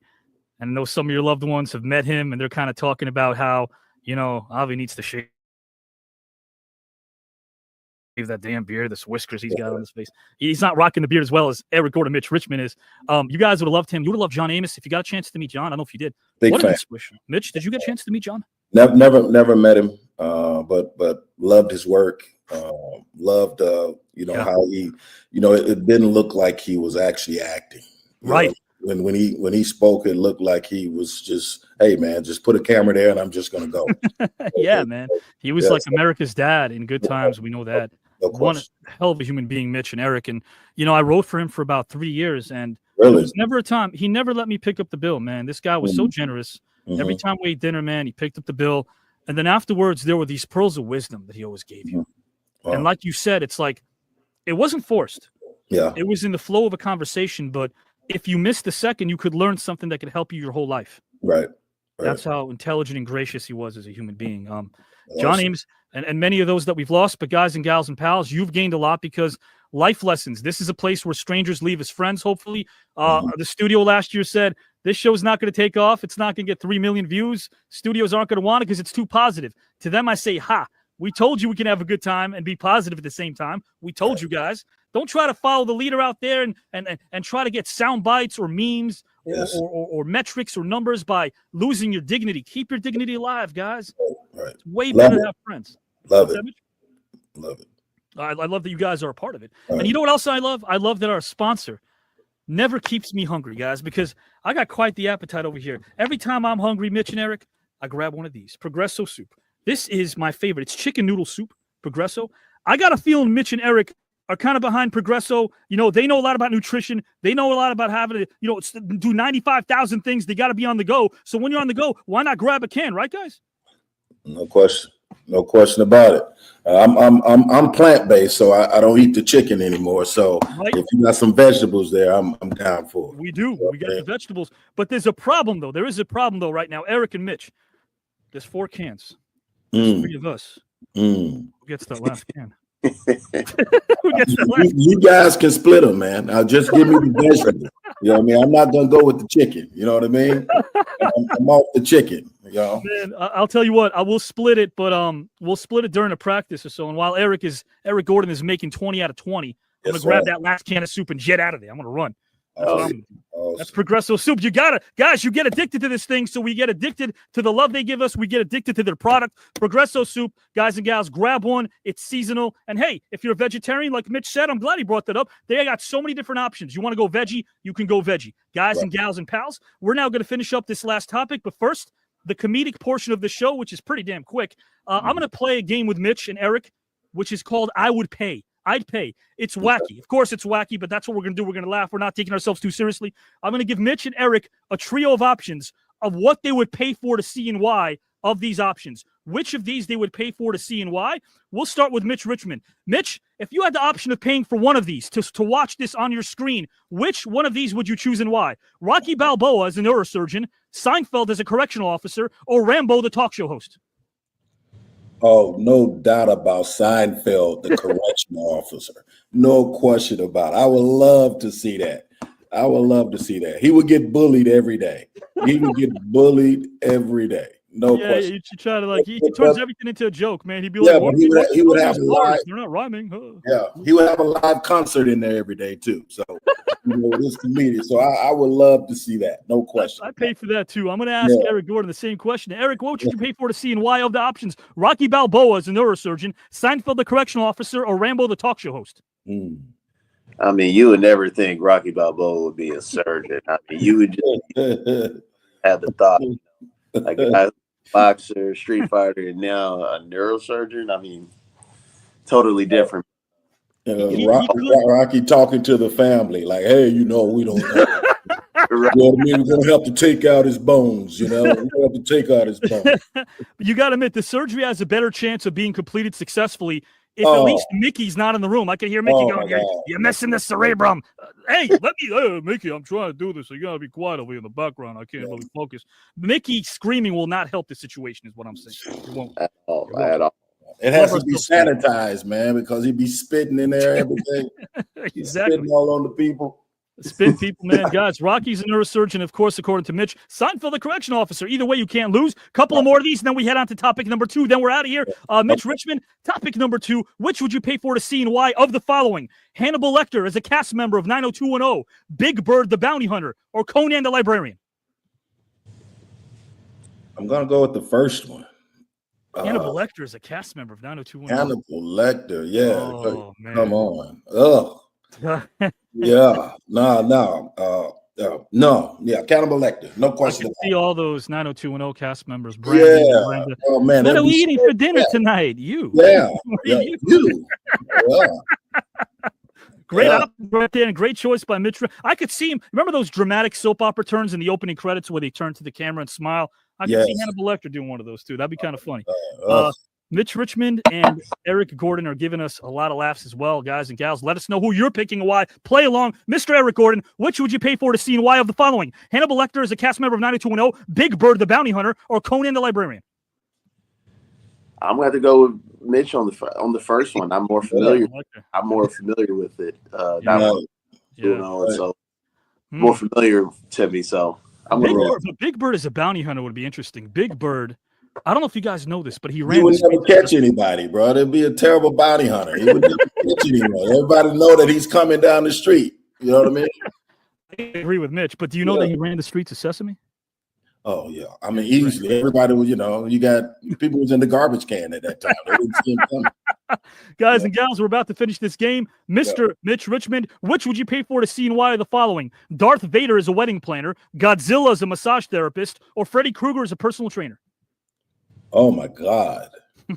All good ones right there. All good ones. All good. I would say Godzilla as a massage therapist. Yeah. Oh, he would scratch you up. No question about it, man. He would have one client. Right? He walks on your back. He gets those. Yeah, he would lose his job the first day. I could see him with his head down. Yes. Yeah. I like that. Eric Gordon, I'll give you the same trio of options, my friend. We have, which would you pay for to see and why of the following? Darth Vader, the wedding planner, Godzilla, the massage therapist, or Freddy Krueger, the personal trainer? I'm going to pick between the last two. Yeah. Yeah, Freddy. I'm going to roll with Godzilla, man. Godzilla. No question. That's Come a good on, pick. man. Freddy Krueger's a personal trainer would probably be someone you don't want doing wrist curls with you with those things you got there. I don't like that. Guys and gals and pals, our final one, and then we're going to topic number 2. Hey, you know what? Ask Eric first now. You know what I mean? Because I've been getting to have the opportunity to get a good, ask Eric the first one. Yeah. That's true. Yeah, I want you to think about these two. Why not? There's so many options we got over here. And guys and gals, I had a lot of options too, but I once broke up with a girlfriend named Denise because she rationed the last 10% of her toothpaste the way she would the first 90%. She had to get that squeeze out, that final squeeze. Why did she do that? Denise, I know you love the show and you're watching. You couldn't just spring for a new toothpaste. Why do you got to get that last 10% out? It drove me nuts, Eric and Mitch. You left her because of that? Yeah, she tried to ration that last 10%. She had to get that squeeze out, that last squeeze of toothpaste out. I'm like, just get some new toothpaste. It drove me nuts. Yeah, I'm kind of like her too. I squeeze it all the way out. I'm sorry. Yeah, but you're the Rock. You get it out. You get it out. I mean, you get that thing out. Man, oh man. But then again, I had some annoying quirks too. I can't wait the full 2 minutes when I'm trying to heat up some food in the microwave. I got to pull that thing out at a minute 55 for some reason. I can't wait the full 2 minutes. Wow. I feel like the microwave owns me if I wait 2 minutes. I want at a minute 52nd, I'll just pull it out like that. Boom. I'm like, what's that extra 8 seconds going to do?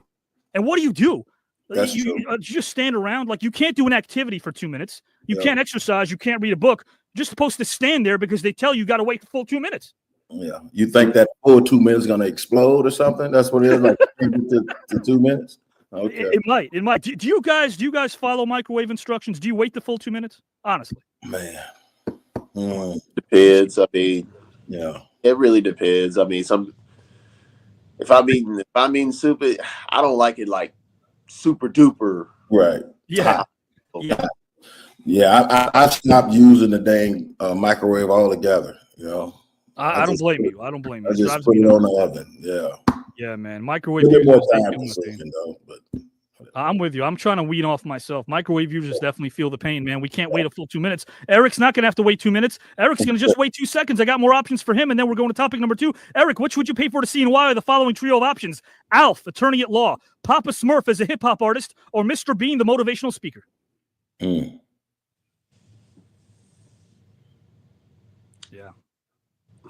Dang, Mr. Bean. You said Mr. Bean is the last one? Yeah, the motivational speaker.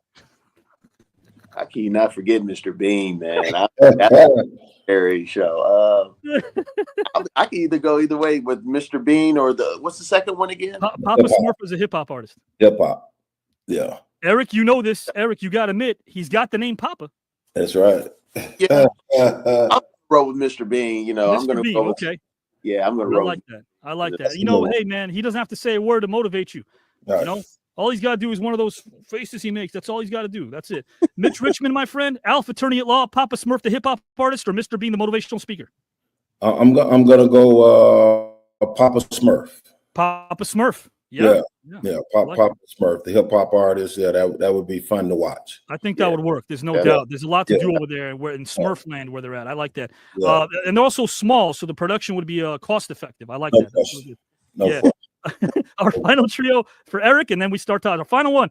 Which would you pay for to see and why? Eric Gordon, Beetlejuice as a runway model, cast of Goodfellas as studio audience members on Jerry Springer, or Jason Voorhees from Friday the 13th as a professional ice skater?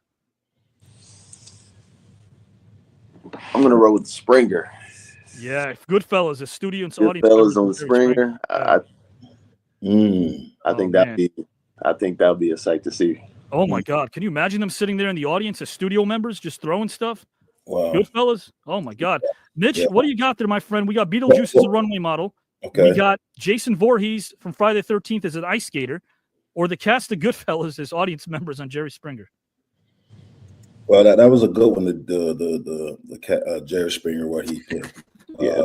You going Goodfellas? You said what? Freddy Krueger as Beetlejuice as a runway model. Yep. I definitely don't want to see that. Me neither. Yeah, I'm gonna go with the second one. I'll go with the second one. Goodfellas as audience members on. No, not the Goodfellas. The other one. I go with the other one. Where we got Jason on Jason Friday the 13th as a professional ice skater. Yeah. Yes, I go with that. Yes. I'd like to see that. Yeah, yes. It's about time he does. He needs to show his range a little bit more. I agree with you. Yeah. No question about it. Not about that. Get out of those boots. You know what I mean?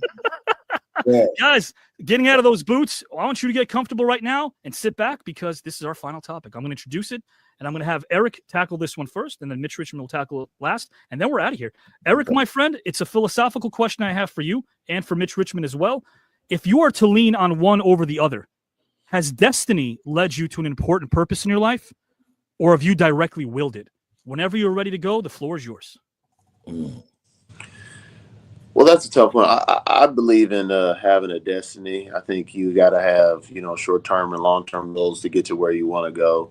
And, my destiny was to be an NBA player. I wouldn't say I would just willed myself into being an NBA player without the help of a lot of people, different coaches. And my dad was a big advocate for my, me getting to where I wanted to, where I was destined to be an NBA player. I just believe you have help along the way.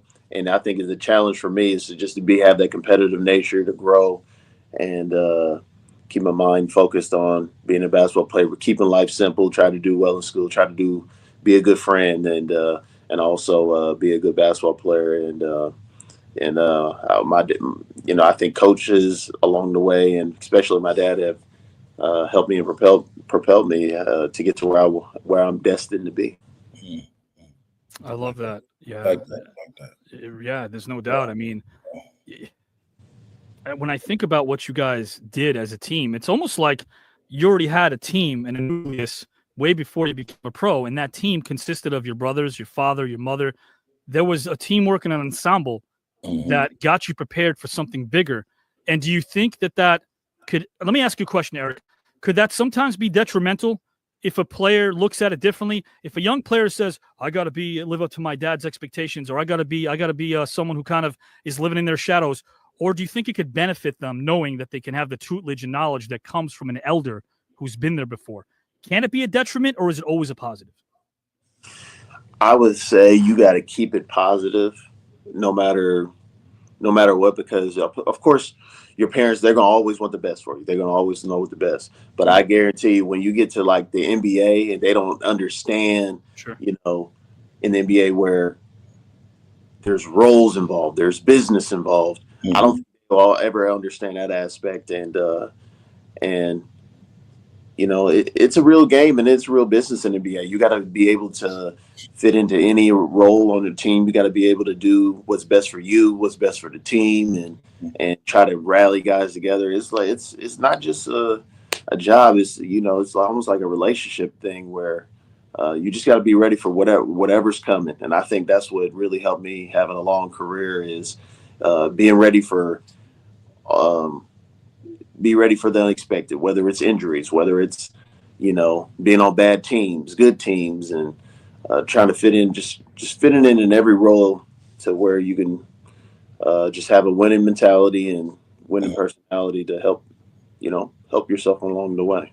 Yeah. Well, you're definitely a class act, my friend. And guys from the youth leagues at the Municipal Gardens, where his father coached him, to the JCC, which became a landing spot for a lot of elite talent playing pickup games, man. Yeah. Eric Gordon, guys and gals, is so seasoned and so very humble about his beginnings and very motivational as well. My friend Mitch, I will ask you the same question. I'll read it to our audience as well. If you're to lean on one over the other, has destiny led you to an important purpose in your life, more so, or have you directly willed it? Whenever you're ready, the floor is yours, good sir. I think a little bit of both, but I think sometimes it kind of intertwines with each other. I think, Eric had an opportunity to have, you grew up with two parents, right? Eric in the house. And I think for me, my dad was in the service, like you said, in Vietnam War. And I think it's so important for kids to have positive role models, even if your father is not around. And so my godfather, Robert Miles, my uncles, and the coaches that I have, like what Eric says, that you have to have good coaching to really kind of get your mind and prepared for whatever that is. They've been there before, and they want the best for you, like they said. So I think, mine is a little different because I felt like I had some obstacles that I had to overcome. And if I wanted to do those things, I had to have a will to get out of the dirt, to get out of my situation. But that will wasn't just me. It was great role models and inspirations around me that gave me that will to really kind of overcome. And then at the end, I could say it was destiny, but I think it was a will but just not me, but a lot of people who really encouraged me, gave me the tools. Like Eric says, when you get up to this business, you don't know the business side of it. I was at a situation where I won everywhere I went until I got to the Sacramento Kings, and I had to find a way how to cope with that when we wasn't winning. 82 games, when every city you go into, they calling you the doormat, and I had never experienced that before. I didn't comb my hair or shave for a year because I was so depressed, and I had never went through anything like that. But it still gave me the opportunity to say, hey, listen, I'm playing the game I love. I'm at the highest level in the NBA. I have to find a way to kind of get through this tough time. It's just a game, but it's a game I love. And so just play hard. That's all I knew when I first came playing sports, playing basketball. I said, just play hard and let it fall where it may. And so I never thought I'd have an opportunity to get to the Hall of Fame with my path of what I've accomplished. And I think the people who I played against, the people saw the hard work that I put in, and I had an opportunity to make it to the Hall of Fame. So it's a little bit of both for me, I think. So I'll have to say. So. There's no doubt. And I appreciate your guys' honesty and really your vulnerability.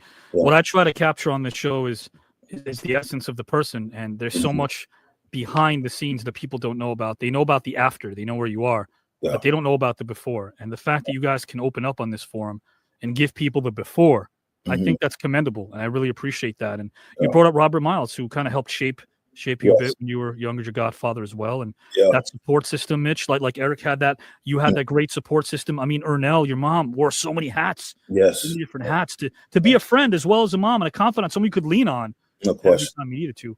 That's amazing stuff. I think that's relatable to our viewers.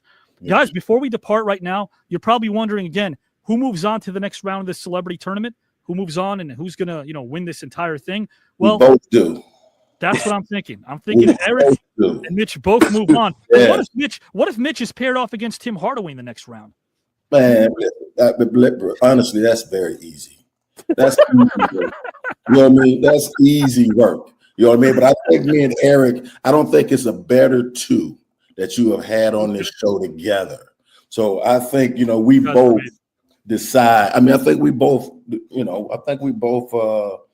feel like we should go ahead and we should go together. You know what I mean? If we get a tie, in this round, ties do actually allow two players to move on. The next round, there are no ties, but maybe Eric and Mitch both advance. We'll see what happens. Yeah. Mitch and Eric, before we depart company, anything you guys would like to tell one another? Yeah, I would like to say, Eric, man, good luck, man, in the rest of the season. You guys been having a phenomenal year. I haven't got down there to that stadium yet, but I'm definitely going to check out a playoff game. And I always like what you've accomplished, man, and what you're doing. And how many years is it now since you've been in the league? 17. God dang, bro. Lord have mercy. See, man, that is amazing to be a guard and to continue to keep that. I know the rules have changed a little bit, so that can help you a lot. And I tell kids all the time, is that you came in when you did practice every day. You know what I'm saying? Right. And now you come in where you can really kind of truly rest the body, get yourself prepared for the next game. Because I can remember times when I played, if you touched my knee, if an ant touched my knee, I would scream. Wow, it was just that, it was just all of the inflammation and everything. So I would have to wear two knee pads because you're running so much. So to be able to play 17 years, man, that is really a big accomplishment. And my hat's off to you and many more, man, many more great years. And how many you want to play? 20, 25? What is it? Hey, since I'm near 20, I would love to reach it. Right. That's good, man. That's good. So, well, you handled yourself very well, man. And I'm And before you guys depart, 1 second. I'm going to talk to Eric one-on-one just to close things out, and then I'm going to talk to Mitch one-on-one for about 30 seconds each, just to let you guys know about some things on the pike. Mitch, do not go anywhere, my friend. I'm going to put you backstage for half a minute. And I'm going to bring you right back. Eric, my friend, thank you for joining us. A Philadelphia 76er, a current 76er, but I'm glad I got to know the person behind the persona, because Eric Gordon, the human being, is someone I would like to get to know, because you definitely, real knows real, games knows game. You definitely come across as a very genuine, sincere person. And in my industry, you don't come across a lot of those people. Sometimes you come across superficial people that are out for themselves, but it takes 5 seconds to realize that you are a very considerate person. And I thank you for carving out some time for this. Did you have fun, my friend? I did have fun, man, and I really enjoyed this, man. This is a one-of-a-kind show, and I'm just glad to be a part of it, man. I mean, you got all the history. You ain't miss out on nothing. I was actually surprised you remember some places that are monumental in my life, as far as municipal gardens, and those are special places that I grew up playing at. Well, you deserve to be honored, my friend, because you definitely pay it back and you pay it forward all the time. Thank you, my friend, again for joining us, and I will see you soon. Appreciate it, man. Thank you. Thank you. What a wonderful human being. I'm Mitch. Eric Gordon. Do you agree, like, it takes 5 seconds to look at Eric Gordon and go, I like this guy. I like him. Yeah, no question. He stays out the way. That's the main thing. If you ain't got nothing good to say, don't say nothing at all. And I think he's been doing that his whole career. He's been doing that when he was in college and high school. Just a personable guy. And if you know him, you know him. If you don't, you don't. Such a classy guy, man. There's no doubt about it. You asked Eric Gordon if he could play 25 seasons. I keep saying this. You look like you could play another 5-6 seasons easy, my friend. Hey, listen. Anybody my age, I would give him 40. No problem. Right. I believe it. I believe in Mitch Richmond, man. Hey, my friend, you've done a ton. You did a lot of stuff virtually and, of course, in the physical realm. Did you enjoy this, my friend? Yeah, I had a great time, man. It kind of got in depth, just like Eric said, and all of your viewers before this, the things that you pull out and the things that you bring back to life, what we went through, and all of the obstacles and the turns and the places that we started our career. It's very enlightening. It's so good to hear that someone really kind of went deep in depth. Man, you knew Robert Miles. Robert Miles was, a great father figure to me. Sure. At 8, 9 years old, man, I was cutting grass and doing all those things. So for you to go back and really bring him up, and I know he's looking up in the sky and they're saying, "Hey, thank you. I did a great job." So I appreciate it, Avi. Appreciate it. Absolutely, Mitch. I'd like to think that Robert and my dad are shaking hands right now, getting to meet each other. No question. He probably just went down the hall and said, "Hey, man, that's Avi. Hey, that's Robert. Hey, you know what I mean? Are you Robert Miles? Hey, that's what it is." My friend, I'm definitely going to keep in touch with you. Thank you again. We'll see you very soon in the next round of this tournament. You have a great rest of the day. All right. Thank you, man. You have a good one. I appreciate you. You too, sir. All right. You too, my friend. The great Mitch Richmond. Guys, Mitch Richmond and Eric Gordon, we thank them for their time. Let's always remember that. Don't forget to be polite. Open doors, say thank you, have the attitude of gratitude. Mitch Richmond and Eric Gordon are part of this tournament. Eric Gordon currently plays for the Sixers. Mitch Richmond is a very busy man. And obviously they are humble and they are more than just what the resume indicates. That alone makes them elite. But what makes them legendary is their heart. What makes them legendary isn't their status, but it's about what they prioritize, which is values. And we value them for giving us their time as well. So guys, right now, the comment section and the floor belongs to all of. Hi. Oh my goodness. Did you see that match? Two incredibly gifted, talented players sharing their skills with us. We have current, can we stress that enough? A current NBA great in Eric Gordon. And we have an NBA Hall of Famer in Mitch Richmond. And they were both here sharing their minds, sharing their hearts, sharing their souls tonight in the celebrity tournament, episode 240 of The Green Room. Hello, Angel Miguel Torres. Thanks for joining us. Hi, Miranda, Allison, Phil, Denise, Time. I see you all there in the comments section. It is just about time to vote, so start thinking about who you're going to vote on. Hello, Will E. Wilson as well. Remember that the 11th hour, there can be ties. That will not happen in round 2. So should both advance tonight, we at least have one more opportunity to see them. And I would welcome that so much. Stay tuned to the end of the show because we have our outro with a first look at next week's match. I can't wait to find out what it's going to be. Will it be 11th hour? Will it be round 2? Will we see another elimination like we did last week? We had a round 2 match last week and someone went home. It's getting tough out there. It is getting so tough out there. It's becoming more and more difficult to lose someone each week. And unfortunately, we did in Muggsy Bogues. He may have one more chance to return. There's a little John Amos Cup that might be happening.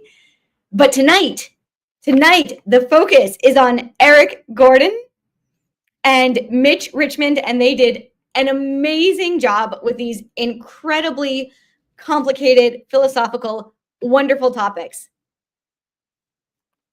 They spoke of some wonderful players that helped shape the history of basketball. And to help me really bring home what those players did and what they mean, I have some special guests in the back who are going to come in and analyze tonight's match. So if we could have our first guest on screen with me now, I would love for you to meet this person. It is a luminary that we may or may not have seen before. Someone could be connected. Hello, Mr. Pete Babcock. Welcome back to the Green Room. Thank you, Giselle. Good to see you. You too. It's always a pleasure when you are here this evening. How are you tonight? I'm doing fine. I enjoyed watching Mitch and Eric with their answers and their reasoning behind their answers. It was great. Yeah, I really appreciated what they shared with us and their thought processes. And before we get into what they really spoke about, what did you think of the topics this evening? They're interesting, very interesting. Avi always comes up with some great. I don't know where he comes up with the stuff, but it's like it's something that's totally off the wall. Nobody else would come up with that. But to have this tournament on the moon, and you're going to play chess and 3-on-3, and then you're going to have then you're going to have an entertainer, and so I don't know where he comes up with the stuff, but he's amazing in himself. He is, and we would not all be here every Saturday without him. And Mr. Babcock, you are in round 3, yes? I believe so. Yes. I also believe so. You did have your round 2 match already. You Yes. are in round number 3 of this tournament, but it is a pleasure to have you here tonight. We also have someone else joining us this evening who is going to help us analyze this match, see what he has to say. And at the end of our discussion, we are all going to vote on who resonated most with us, just like we do every week, like we do in the comment section every week. Who resonated the most? Who really touched you with what they said? Who made you think? Who got so deep that you can't help but say, yes, that person did a fantastic job. So viewers, once again, we are voting on who resonates most with us, not necessarily on who we agree with most or who we liked most out of their answers, because there were some really fantastic people brought up in these answers, especially to this first topic tonight. So let us now, Mr. Babcock, welcome in our second guest for the evening. Howdy, Miss Giselle. How's everybody? TKN family. Mr. Babcock, I just have to say right out the gate, I commend you tremendously for the work that you did with that Atlanta Hawks team, because as a former Chicago Bulls fan back then, when you guys beat us in Chicago at home in that second game, everyone's heart was because the Chicago Bulls hadn't lost a home game at that point, and the Hawks were the first one to do it. So I was just like, this team. Unfortunately, the 13 years that I was in Atlanta, we had trouble getting through this guy named Michael. We just didn't get through him, but everybody else had trouble getting through him too. So yeah, exactly. But you guys were the first ones to knock them out at home, so something was cooking. Something was definitely cooking there. But like you said, Mr. Babcock. Yeah, the steam rises. But I'm definitely I'm looking forward to judging this one. It was very interesting. I do have a lot to say, but I guess we'll get to that when the time is right. We will. Let's start with the first topic. There were 3 parts to this topic, and they each brought up a lot of really great players from the past. First, we had Mitch Richmond, and he chose Muhammad Ali as his chess player. So we're not quite into the basketball yet, but what do you both think of his reasonings for choosing Mr. Ali to play chess? Either one of us? Both? Yeah. Who would like to go first? Why don't you go first? Yeah. Muhammad Ali, I think, is a great pick. A decisive person, very intelligent. So I'd have no question that he's a really good pick. I would, in terms of the two, I would go with Muhammad Ali. In terms of Eric's choice and Mitch's choice, he was just such a special individual. Now, sure. I would have chosen Bill Russell. People think about, okay, well, he should be on your 3-on-3 team, right? Mm-hmm. I would have him there too, but I would have selected Bill Russell just because of his intellect. He was such a great thinker. Mm-hmm. He was, and I got to know him years later. When he finished playing, he was coaching and he was in management for a while. He was so he produced. He's one of the first ones that I ever read about when he was playing that actually studied the mental side of the game and the mental preparation that was necessary. He talked about. I remember talking to him about his preparation to play, and he would do mental exercises. He would be sitting on the plane or on a train in those days, and he would visualize blocking Jerry West's shot. Okay, over and over again, because he knew how Jerry moved. He knew how he came to the basket. So he visualized blocking it over and over and over again. And then when it was game time, he blocked Jerry's shot 100 times already in his mind. Yeah. But now translated to the game. And that's how he was just using his mental capabilities above and beyond what anybody else was doing at the time. He was just remarkable. But anyway, that's kind of a sidetrack. I would go with Muhammad over George Foreman. See, I feel like Mitch picked Muhammad Ali because I don't know how big of a chess player or how like skilled as a chess player Muhammad was, but I feel like he picked him just so he could just talk Isaac out of his game. Just picture the two of them, and like Isaac is just thinking, and Muhammad's just like, "That's a bad move. You can't." I just felt like he was just gonna psych him out. Just try to like, get him. Yeah. And for that, I think that's definitely. So we've got our 3-on-3 teams, and Mr. Richmond chose Len Bias, Bill Russell, and Jerry West as his players. How would those three play together as a team themselves, do you think, Mr. Babcock? Well, Jerry, who he and I became very good friends. We used to travel together all the time. I watched him play his whole career. He's not the prototype point guard. He's back in those days when he was playing initially, we didn't have point guards and off guards. We had two guards, and people ran like two guard sets, and either one could bring the ball up the floor, and then it morphed into somebody was the point guard who was like the quarterback. And initially it wasn't that way. So if he was going to play a point guard position, that's not totally his strength. Not that he can't do it, but that's not. So he was going to be. Jerry was going to. Well, the problem in the matchup is that Eric went with size, and that's why Mitch was giving him a hard time. Like, you're going to play bully ball because Elgin basically was the smallest guy on the team. On Eric's team, and so the matchup is kind of a strange matchup because you'd have Jerry and Elgin covering each other, and Elgin's bigger than Jerry, and different position. Very good ball handler, and was magician with the ball. He was doing things before Julius or Connie Hawkins or any of the other people were doing it. Elgin was doing it. So that's kind of a tough matchup.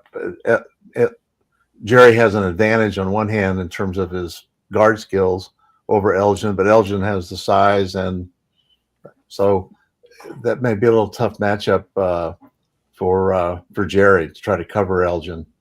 See, but do you feel that if needed to be based on the opposition, Jerry West would, although it wasn't his forte, he could have excelled at being a point guard on this specific 3-on-3 based on the fact that the other team just has too many bigs and they don't even have a right. Yeah, no, and of the 6 players we're talking about, Jerry's the best guard. Yeah, Jerry's the best guard. Without question. It's just Jerry would have a hard time stopping Elgin. And as good as Jerry was as a player, it's just Elgin's bigger and a different type of player. So it's an unusual matchup between the two. Sure. I think Mitch's team was a little more balanced because Bill Russell, he was an unselfish guy. Like he would block the ball, keep it in play. He didn't mind outletting to his teammates. So he can guard either, whether it was Hawkins or whether it was he guarded Wilt, like his entire career. Right. So I think that would cancel itself out. And like you said, I think it would just come down to Wes and Baylor. And if Wes can get him on the perimeter, right, where he can bring him out and then maybe get by him, get some pull up jump shots. I'm not like when I looked, and then with the other team, they're all big, so when the shot goes up, all three of them are going to be in the paint. So who's going to be at the perimeter to get like a loose ball, like a loose ricochet ball? So, are we looking at a little Space Jam situation here? A little Monstars versus the animated characters? Yeah, this is because that's the thing. Because those guys back then, like they were rebounders. Like that was how they played the game. That's what their mind was. So once a shot goes up, they're all running down low, and you can't have everybody down low. Yeah. Avi's saying Jerry was an underrated rebounder. Do you agree with that? No, he was underrated, but he wouldn't have to rebound on this team. Yeah. So, but it was still one of his strengths. It'd be an interesting matchup if you actually had those 6 players playing. It'd be very interesting to watch it and to see how both teams compensated for their particular strengths or their weaknesses and how they played to their strengths. So it'd be interesting. So I just got to note that Jerry's hands were huge, but what are some of Len Bias's strengths? How would he help his team? Well, I scouted Len a number of times, and he was as good as there was at the time. That was such a tragedy that he lost his life, but he was going to be Jordan-esque. I mean that's what the projection was anyway. Now, it's not fair to put him in that position when you never had a chance to have it materialize, but he could do everything. He was a phenomenal athlete. He didn't really have a weakness in his game. As I said, I saw him play in person a number of times and came away highly impressed every single time I saw him. Avi says that Len Bias was a pro already in college, and would you agree with that, Mr. Babcock? He was. He's just he was head and shoulders above the rest of the players every time I went to see him play in person. I mean, there was nobody else on the floor that was like him. Do you think it was pure drive that made him so good, so talented? Yeah, I never got a chance to meet him. I watched him play live, but I'd never in those days we didn't talk to players at all when you went to scout them. And the only time you would really get to know them is in draft preparation, and we were drafting really late that year, so we had no chance to get him. So he was going to come and visit us and interview with us. So I never met him, but just from the outside looking in, I not knowing him personally, I don't know what drove him. All I know is that he competed like crazy. He seemed to have a great passion for the game, and his talent was just off the charts. I mean, just his physical talents and his skills both. I mean, was just a special player. And if he had lived and played for the Celtics, it would have made a huge difference in their franchise, because it would have kept. The projection was, and everything's just guesswork now, but you would say that it would have kept everything going in the right direction with the Celtics, because they had such a great run, and you had Bird and McHale and Parrish and who were getting older, and he just would have been coming in and bringing that transition along. Then they had Reggie Lewis later, which is another story. But you have those two guys, and you're set for a long time as a franchise. But yeah, Bias was amazing. So do you think with Bias on the court, Dawkins would have been in trouble, or do you think Dawkins could have maybe stayed with him defensively, despite all the tricks that Bias had in his bag? Yeah, it would be like if it ended up in a battle in the paint. Well, Dawkins got is going to bully him, and because Daryl was big and strong and powerful, but if Len took him out on the perimeter, it was going to be tough for Daryl. you know, just going to put him in a bad position because he's not going to be able to keep up with him. He's, you know, Len's going to drive by him, and if he doesn't go out and cover him, then Len's going to make his shot. I mean, it's like, so what do you do? Do you let him shoot the ball, or do you go out and cover him and he drives by you, and then you try to catch him? But it would be a difficult matchup for Dawkins to try to defend him on the perimeter. In the paint's a different story, but. We have a question here from Avi for you, Mr. Babcock, and to our engine members, if you have any questions for JW or Mr. Pete Babcock, let us know in the comments. Leave them there. We'll pull them up on screen. They'll answer them. In the Len Bias draft, not sure why Philly traded Doherty to Cleveland for Roy Hinson, considering the fact that they were dealing with an injured Jeff Ruland. Thoughts, Pete? Well, there was an unfair knock on Brad in that he was soft. And that was kind of going around. Not that he wasn't talented, or there was no question about his character or anything else, but that he just wasn't tough enough. And it turned out to be a very unfair criticism of his game. And so I think, and I'm not Philadelphia, so I don't know. I can't tell you why they traded to pick to Cleveland, but Wayne Embry is a very good friend of mine to this day. And Wayne was in Cleveland and got Brad, and I know he was excited to be able to get Brad. But the prevailing thought at the time was that Philly wasn't sold on him because they didn't think he had the toughness, and so they made the trade. But that's guesswork on my part. That's not, I'm not. I don't know anything on the inside, so I don't know what their thought process was. JW, I have a question for you based on a comment from Safari from one of our engine members. Okay. He says the style of the game has changed over the years, and he wonders how Daryl would have been in today's NBA, Daryl Dawkins. Do you have any thoughts on that? How would that shape out if Mr. Dawkins was playing today? See, I'm one of those people who, when teams, because the popular thing now is to play small ball. You know, everybody has their guards, they have their wings, their 3-and-D guys, you know, they shoot a lot, they play a lot of perimeter basketball.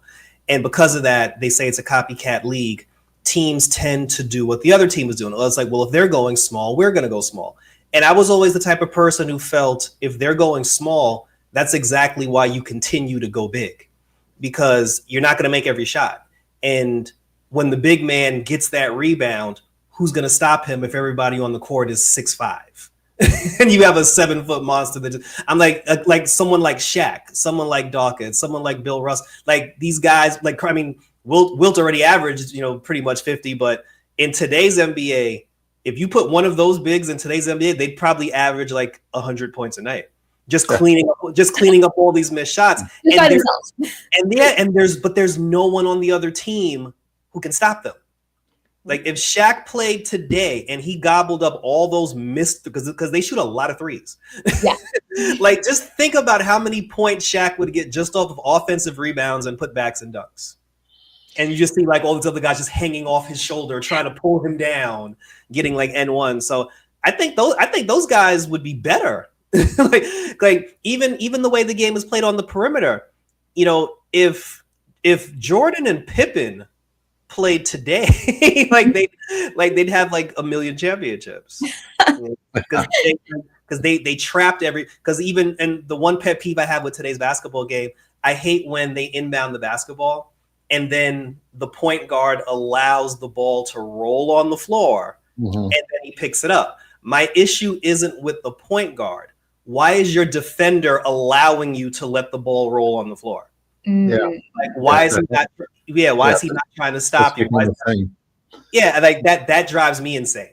Like Scotty and Michael, they picked you up 94 feet. So you'd be lucky if you inbounded the basketball. Yeah. Yeah. So I was just saying, and add to what you just said, the analytics has changed the game so dramatically, and I'm not sure that it's really a good thing. In fact, in my opinion, it's not a good thing. Yeah. In that if you watch a game today, although they do a little bit of job in the playoffs of being more versatile, but in the regular season, they play on the perimeter. Everybody, like you won't see anybody in the low post. Yeah. Nobody posts up, right?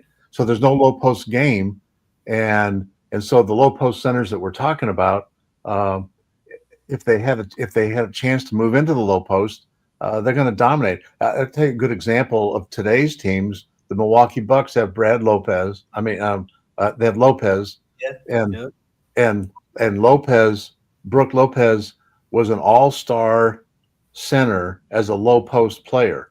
He's got low post moves. He's big and strong. He's got a broad body. Now he's towards the end of his career, but even the last couple of years, they play him on the perimeter. He doesn't move into the low post. If they would dump the ball into him in the low post, run things off of him, who's going to stop him in the low post? Most players today aren't big enough to. And he was an all-star as a low post player. Yeah. And now he's a pretty good three-point shooter for center, but why do you want him out there shooting three-point shots?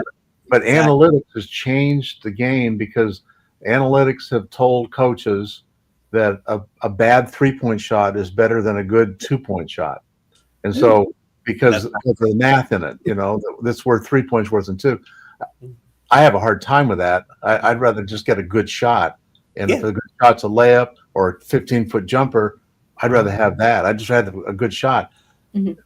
I will say in the playoffs, teams seem to do a little bit better job of moving the ball and having cutters move without the ball.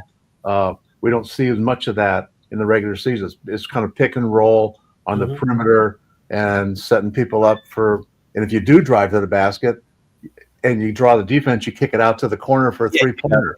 You got to lay it. You've got to lay it, but want a three-pointer instead. It drives me crazy watching it. I agree. Why wouldn't you go for the short points and ensure your team could win than go for a bad shot to inflate statistics? Yeah. We have a fun fact here from Mr. Avi Klein himself. Cleveland rebuilt immediately with 4 amazing rookies in 1986. Brad Doherty, Ron Harper, Hot Rod Williams, and Mark Price. We know why people knocked the 1986 draft, but look at those gems. Yeah, I mean, they did a great job. They got Mark early in the second round too. So, they did a great job putting that together, without question. So we haven't talked a lot yet about Mr. Moses Malone. Why was he a great pick? I will choose to be here off camera for 5 seconds. You know why I brought up that fun fact? Because guess who was instrumental in making those draft picks? Mr. Pete Babcock, and second-round participant, Mr. Lenny Wilkins. Ooh. We do. We have Lenny Wilkins still to come with his second-round match, as well as a ton of our other huge names. Pete, I got to say this. I brought that up because I wanted to ask you this, if you could let our fans know.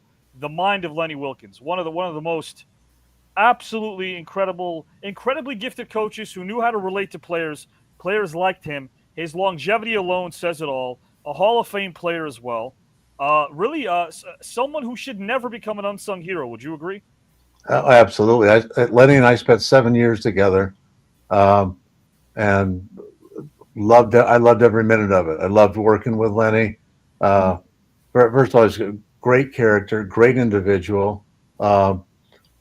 Understood the game. He was a coach that players loved to play for because he wasn't a yeller and a screamer. He wasn't going to get in your face. He expects you to show up and do your job every day and be professional.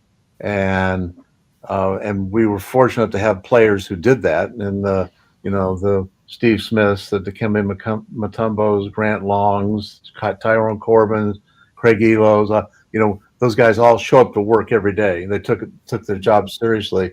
But Lenny was just a master coach. And was a joy to work with. I mean, I loved working with Lenny, and I learned a lot from him too. I mean, it was just a great learning experience. Hear about his life story and the way he came up and the things that he went through. It was pretty special.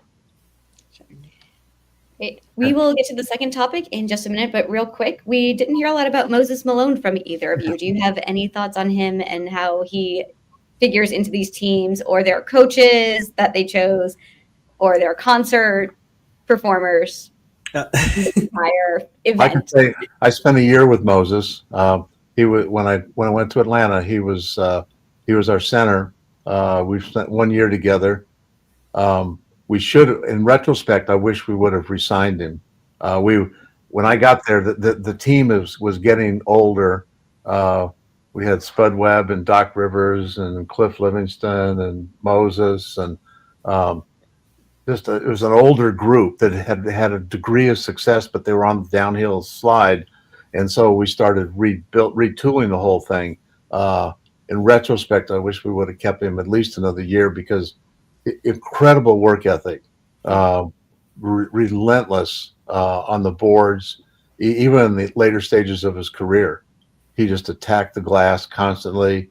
He always gave you a great effort, and like they'd go to practice and he'd be over in a stair machine working out. He'd be doing all kinds of extra things that, while everybody else is kind of just warming up, getting ready for practice, he's working up this major sweat. I mean, unbelievable worker.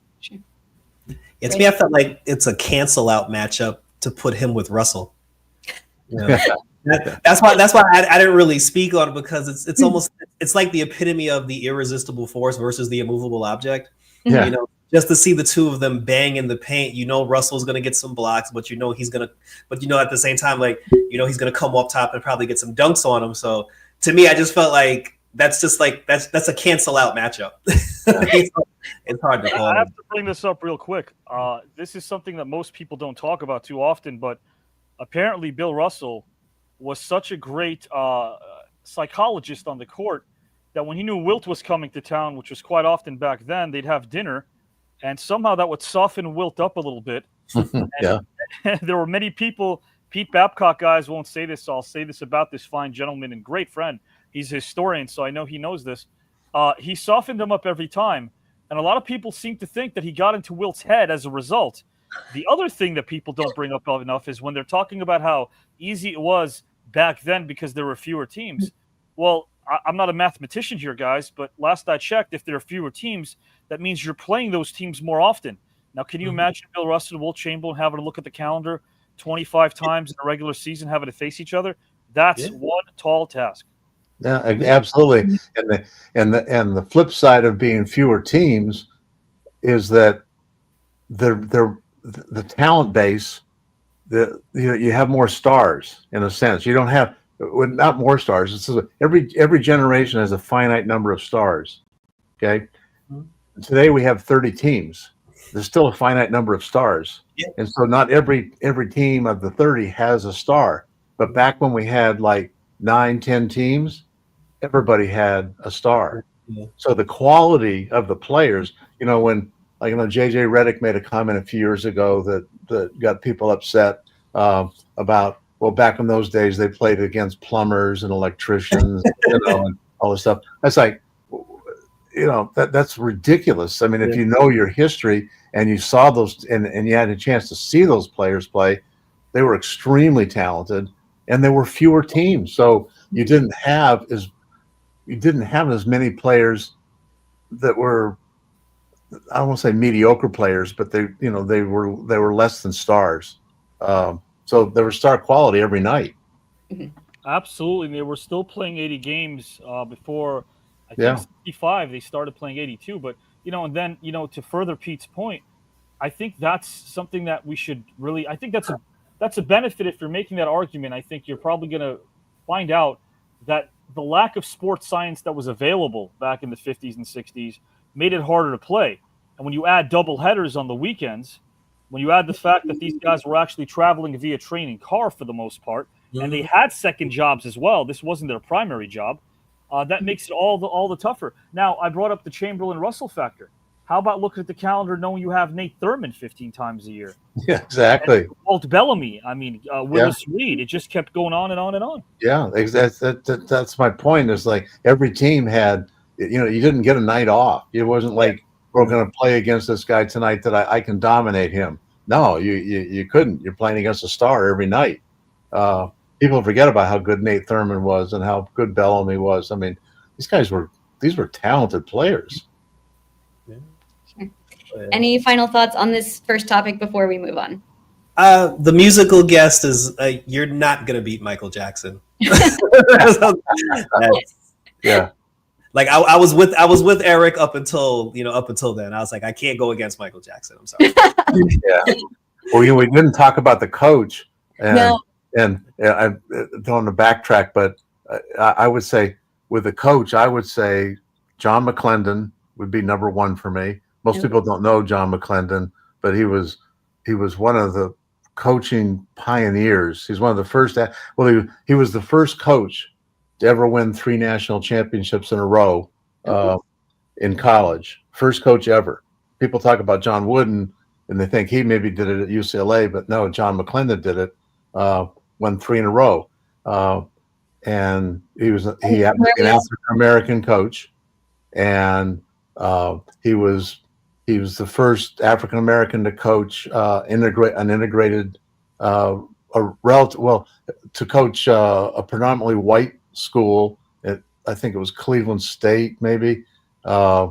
He also coached the Cleveland Pipers in the short-lived American Basketball League, and took them to a championship. He quit in the middle of the season. It's a long story, but anyway, there's a whole story about John McClendon. People should know who he is. My other backup would have been Red Auerbach. Oh my gosh! So Red or John McClendon would have been my coach, but I didn't mean to get off the music part of it. No. I'm glad you brought up the coach. I think we should analyze that. That's great that you brought that up. And guys, we're going to re-upload our past few episodes that featured Pete Babcock and his very dear friend Ken Dooley.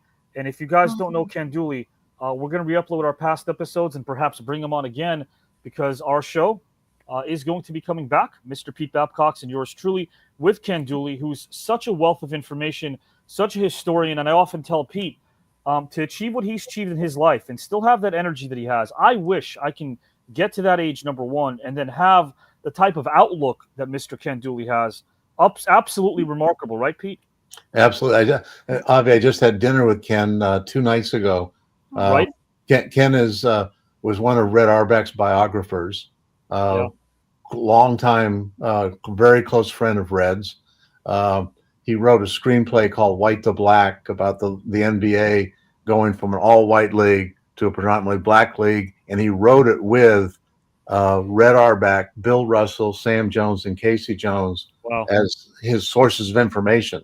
Yeah. So he's got firsthand stories from all of them, and it's a remarkable story. Ken is he's 92 now or 93, and wow. Just and sharp as can be. Still writes every day. He's also a screenwriter. He had a play. I believe that was a play that took, I don't know what year it took place, but he actually had a play in Boston, if I'm not mistaken, as well, about the game. I want to ask you something real quick before you guys move on, because I'll zip the old lip. But again, I get so excited when Pete and JW and Giselle are on here. They excite me with all their information. I got to ask Pete this question about John McClendon, because I never asked anybody this question. I knew about it as well just by doing research. Do you know about that secret game? Oh yeah, against Duke University. Okay. The book that I'm doing, Avi, has got a whole chapter on the secret game. Wow. In 1944, John was the coach at the North Carolina College for Negroes, which was called at the time. It was in Durham, same place as Duke, and he had a really good team. Sure. And his players and the Duke. Let's back it up. Duke had a medical school, or has a medical school, but they're at their medical school because World War II was still going on. They recruited graduating athletes from around the country to try to come to the medical school to train as medics and doctors to go overseas and to help in the war effort. And so they recruited all these great athletes. So the Duke Medical School had their own basketball team. Right. And they would scrimmage against the Duke varsity and beat them almost all the time. Wow. And the Duke varsity team won their conference championship that year. Sure. So the Duke varsity team was really good, but the medical school would beat them regularly. The players from John McClendon's school and the Duke medical players would cross paths as they were going to the YMCA between hours for blacks, hours for whites. And they just kind of, trash talk friendly to each other, like who could win. So they staged this game. It had to be a secret game because Durham was extremely segregated, extremely racist city at the time, and it was literally against the law, Jim Crow laws. Sure, blacks and whites could not play together. So John McClendon hosts the game at his school on a Sunday morning when everybody in Durham was going to be in church, including the police, and so they had a secret game. Only scorekeeper and referees were allowed to be in the gym. It's locked up. They play the game. John McClendon's team beats the Duke team 88-44. Wow.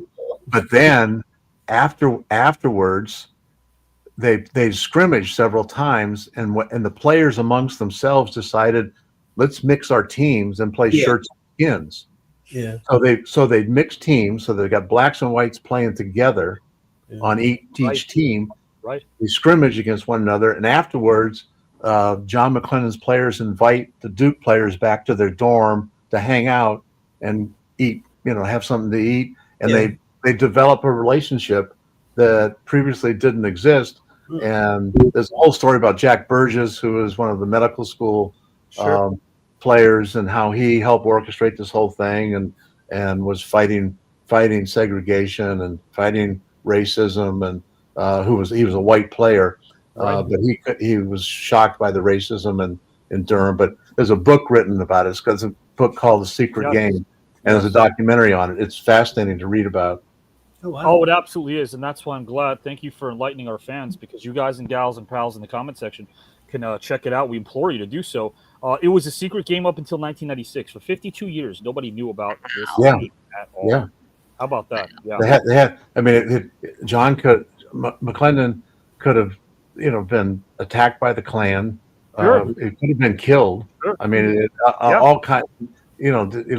At least maybe lost his job. So. Yes. And the players involved could be threatened too. So it was amazing that it was kept secret all those years. Yeah, there's no doubt about that. Yeah, and JW, I want to throw it real quick before again I go backstage, guys. Please give a good thanks to Mr. JW as well, a man who respects basketball, respects the game of basketball, but even more so than basketball, guys and gals and pals. This is a man that respects people. This is a man that holds doors. And again, if you hold a door, I will gladly invite you into this door called TKN, because I think that's what we need to do, is remain humane, remain civilized, be respectful, and then you could love yourself a bit more. I think that's the cool thing about being humane, is you can appreciate who you are as a person, because you did your best to maybe help somebody out with a smile when they didn't have one. Give them yours if they don't have one. Give them yours. Guys, last thing I'll do is this. Just to remind you guys again, Pete Babcock and yours truly, Avi Klein, will be back very soon, perhaps as early as next week. Whether it'll be live or not, we'll keep you posted. I'll keep you posted, guys, on my socials as well. Maybe some of the things that we interweave. Again, Mr. Pete Babcock is also a professor, a man who is so very astute when it comes to many topics like the John F. Kennedy assassination, which he's devoted almost his entire life to studying and researching as well. Just a gem of information. To know my background is to know how much I respect that wholeheartedly, and the way Pete conducts himself as a human being makes it that much better. I'm a kid in a candy store because I'm around someone who's so very intelligent, but also so very gracious. And that comes from the heart. That comes after 4 years now of considering him a very dear friend. So thank you for being here, Mr. Babcock. Avi, thanks. I appreciate your comments. Absolutely. Guys, next week, perhaps we'll tackle, it's 50 years. I'm big on numbers. Perhaps next week, we will tackle the end of the Vietnam War, something that a lot of people don't want to tackle. It's not controversial at all. It's the truth, and we will always speak the truth. 1975, guys and gals and pals who might know this, we were involved in the war. It officially ended for us when the South Vietnamese capital, Saigon, fell to the North Vietnamese army. We'll talk about that perhaps either on Pete's show or maybe another one. We don't know. We'll definitely give you a lot of information. Of course, 80 years since the end of World War II. So if you're a big fan of dates and milestones, as much as I know we are, a really, really interesting time right now to get to know history. Get to know history. Don't fear history. Get to know it. So then it can either never repeat itself, or maybe perhaps if it did serve us well, maybe we can take a page from history. That's all I'll say. The floor is yours, guys. Thanks, Avi. Thank you, Avi. And thank you for being here tonight, Mr. Babcock and JW. We had a second topic this evening that was, wow. I scribbled quickly, so I didn't write it word for word, but if you leaned on one over the other, has destiny led or have you willed it regarding your current circumstances, what you've been dreaming of doing for your whole life, what you went to, but I jotted down those keywords there. So we're talking about, is it meant to be or did you make it happen? And answered. We've got the floor, JW. Now that one, it's like if I was judging based off of that question, I wouldn't be able to do it because it almost feels like neither answer is wrong. Sure. You know, it feels like a classic, is it nature versus nurture? You know, because even the answers that they gave, how much of that was them just, you know, willing it to happen? But then one can argue if you're willing it to happen, that means it was fate. There was a show that I had watched once where the character in the show, he quote unquote met God, and the two of them had this whole conversation, and then he was just asking him questions. Well, why don't you do this? Or if you're God, why don't you do this? And then, you know, God told him, he said, well, the thing is, if I just give everybody everything that they want, you know, then nobody will, you know, learn to do things for themselves. But if I don't do anything, then nobody will believe in me. He said the trick is to do just enough so that they don't know if you had anything to do with it or not. So my decision will definitely be based on the teams that they chose because I couldn't do it based on it. Well, you get to vote on each topic with who resonated with you the most for each one. But any thoughts on their overall performances this evening in this tournament? Do we hope to see them again? No, definitely. I mean, their overall performances were good because, I mean, even watching them as basketball players and then listening to their interviews with basketball, they never seemed like the chattiest of guys. So it just seemed like very like stoic. You know, maybe they'll get hyped if they're in a playoff game and they hit a game with a shot, but you know, I was just very surprised about how animated, you know, how like interested like they were in like talking, because sometimes like athletes, they're not always, you know, like expressive and everything. So it was just something cool to see. I thought they both did a good job. I mean, it's just and I agree with your assessment. You know, I don't know. There's a better answer. I mean, you know, it's a tough philosophical answer to deal with. And you know, and you reflect on yourself and you say, okay, you know, things that happened in my life, was it, you know, was it destiny, or was it, you know, did I create this myself? And I mean, I think almost all of us, whatever happens in our life, we do it with being surrounded by good people who help us along the way and maybe help steer us in the right direction. And is that destiny? I don't know how you define it. You know, it's or is it destiny after the fact? When I first moved to New York, the very first week I was here, I landed a temp job in the temp agency. From the temp agency, I had an audition for a show, and I got myself into classes, and I was able to contact the alumni chapter of my sorority. And that all happened in the first week. So I felt like this was meant to be. I took the risk. I did the work. I made it happen. I moved up here, and all within the first week, all of the good things that I needed to happen happened. And I could not have planned it any better. But listen to what you just said. You were like, wow, this is destiny. But then you just said you did the work. Exactly. But so it wasn't destiny that I moved to, or it was, I guess it was destiny that I moved to New York, but I wouldn't have had that destiny without the work. I wouldn't have known if it was fulfilled. Like if all of that hadn't happened in the first week, would I have run home screaming, crying after a month? But you had the wherewithal, the determination to make the move to New York, you know, so there you made that decision. And so you were you were doing the work, you prepared yourself, and you put yourself in a position for these things to happen. You know, had you not moved to New York, if you said, "No, I'm afraid of living in New York. I don't want. It's too scary. I'm not doing that." Yeah. Who knows what life would have brought you? You know, but One you thing made those about- choices. That's a what if I don't want to explore. We explored what ifs last week with Mickey James, and that is definitely a what if I do not want to explore, because I am so happy that I was able to make that happen and have been here for so long. Mr. Babcock, you are in the hot seat. I need your final votes on topic number 1 and topic number 2.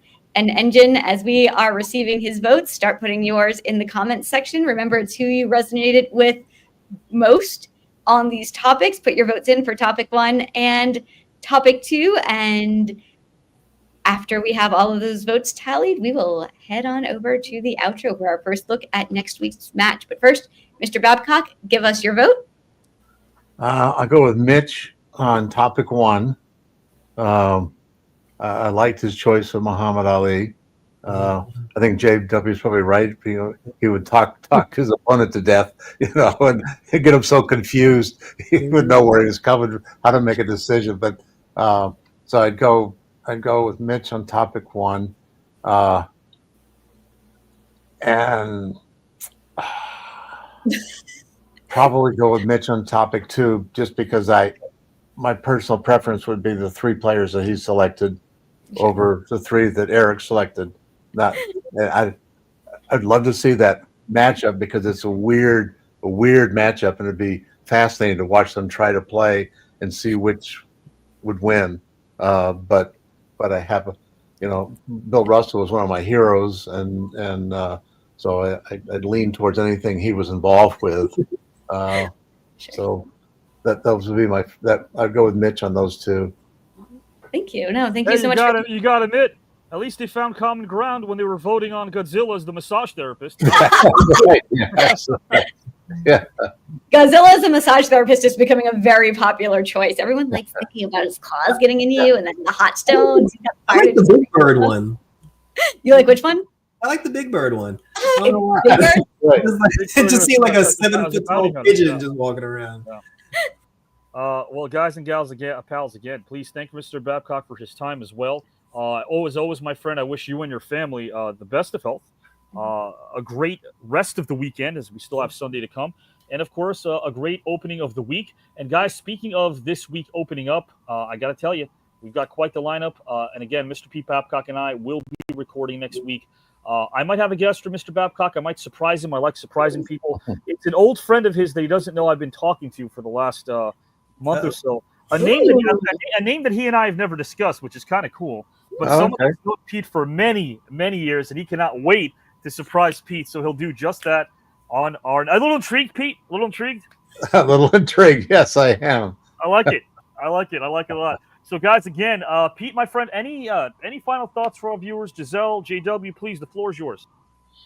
I mean, nothing special, Avi, just that it's more of the same. I mean, the format that you put together is remarkable. I learned something every time I watch the shows and am involved with the shows. It's just a great learning experience for me, but I think hopefully for everybody. So it's I'm just happy to be involved and glad that you asked me in the beginning.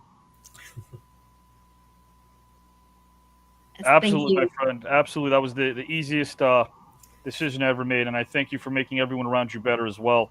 JW, Giselle, if you'd like to bid Mr. Pete Babcock adieu any way you'd like, the floor is yours. Thank you. Great to meet you, and I hope to talk to you soon. Yeah, JW, the same here. I enjoyed the conversation and love to talk to you some more.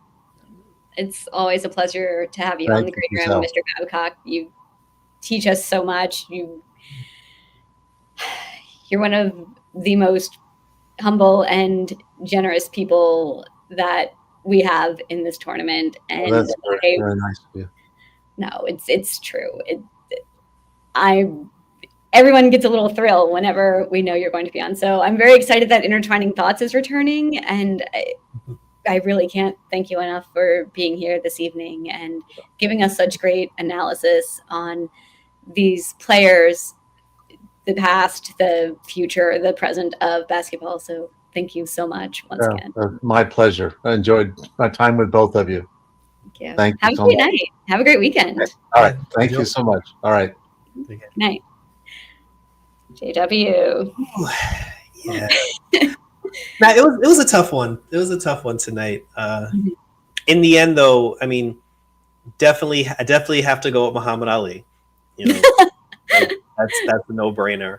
Like, you're not beating Michael Jackson, so that's already 2 votes. So that's already 2, right? Yeah, so this person already gets my vote. But I also picked Mitch for the team because if you're going up against Kobe Bryant, Wilt Chamberlain, and Pistol Pete, I felt that his team was more balanced to handle, to handle that team.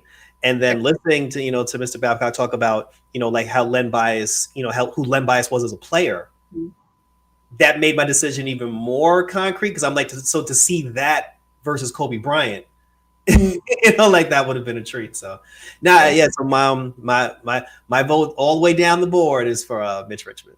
Great. And we have Joe here. I love hearing the background to such people, and you learn massive facts about these players. I mean, where else would you get this info? Yeah. It's true, Joe. There is nowhere else. And that's what we do. We bring people together from so many different walks of life so that you can learn about all of these wonderful moments. It's why Pete Babcock's show is called Intertwining Thoughts, because he has these historical moments of what was happening in history and how did that affect basketball and what was basketball doing and how did that affect history. Oh, thank you, Miranda. I appreciate that. And so I've never heard about the secret game before. So to me, that was like that whole conversation. I was quiet the whole time. All I wanted to say during that was, thank you for giving me 2 more books to add to my TBR, Mr. Babcock. Because I don't have enough just from this tournament alone. You do not want to see my to be read list right now. And most of it is made up from the books that our competitors have written that they talk about. And they don't even bring that up first. Avi brings that up for them. I mean, Matt. Avi's the professor. Gavin has a trilogy out. Jim Renzel has a book. I guess some of it is wanting to make sure people aren't afraid of history.